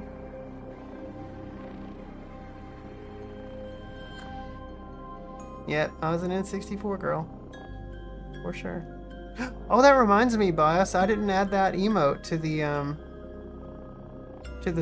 the community on Stoat. Oh man, where do I have that saved at? Your consoles growing up, Coleco, NES, Mega Drive, PS1, PS2, Wii. Well, yeah, so you went, you skipped in 64 then. Oh, you skipped Super NES. Wow. Wow. That's crazy. But if you weren't really into, like, JRPGs or anything like that, then I could see how a Genesis Mega Drive would be the system to go to for your games. You did play it plenty. Okay, you had a cousin that had Super NES. Gotcha. You know what we need to do? We need to clone you, Anna. That way you can stream 24/7. I would love to be able to stream 24/7. My health couldn't handle it. Just have an all 24/7 Anna Adventures channel.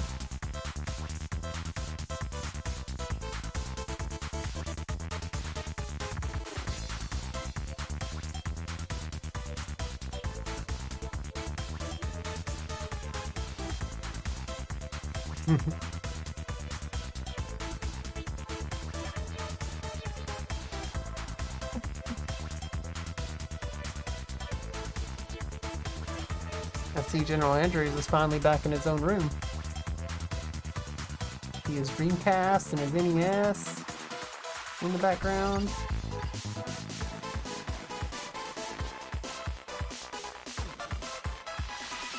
I love JRPGs, but my parents thought I'd want a Genesis instead of Super NES because my uncle recommended it. Still loved it. No doubt.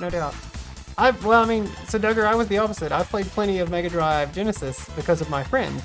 So same situation, but just reversed. That's where I developed my love of, Road Rash. And the Genesis Home Alone game I really loved.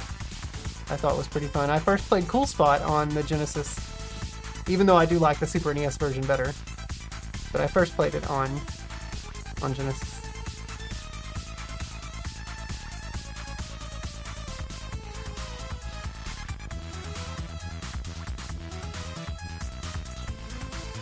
Loved Road Rash, yeah.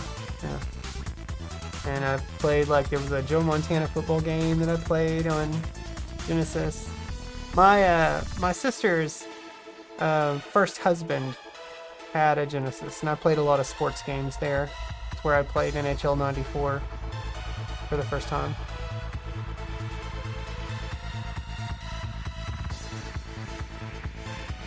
So fun to go back to, yeah.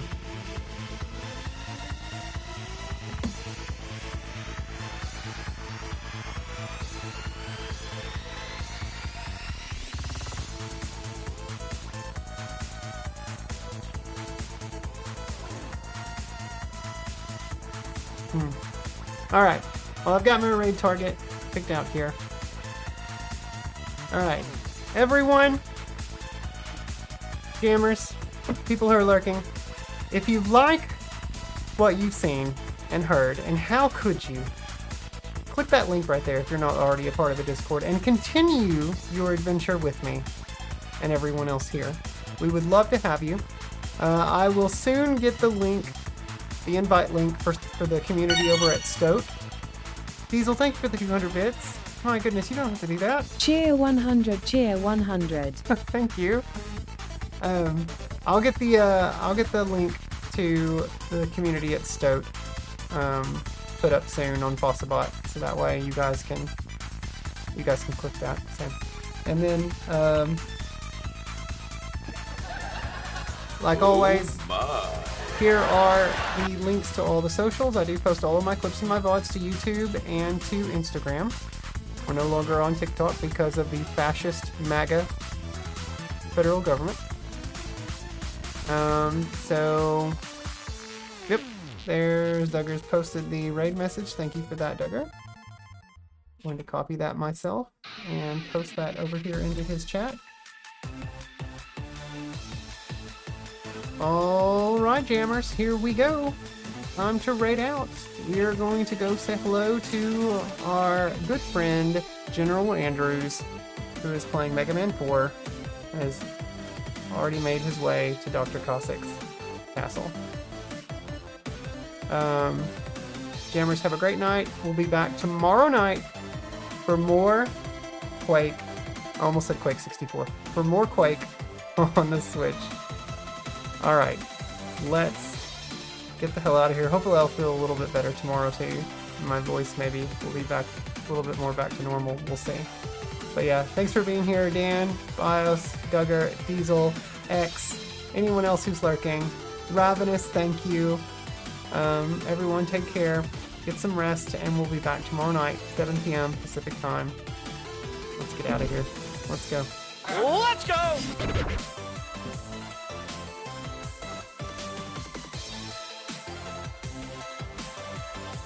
Yes, thanks for modding, Duggar, of course. Lightning, if you're still lurking, thank you for being here. There's Lightning, yep. Both Lightning and Duggar are fantastic mods. Lightning does an excellent job with the back-end stuff. Excellent, excellent job. He's a spreadsheet wizard.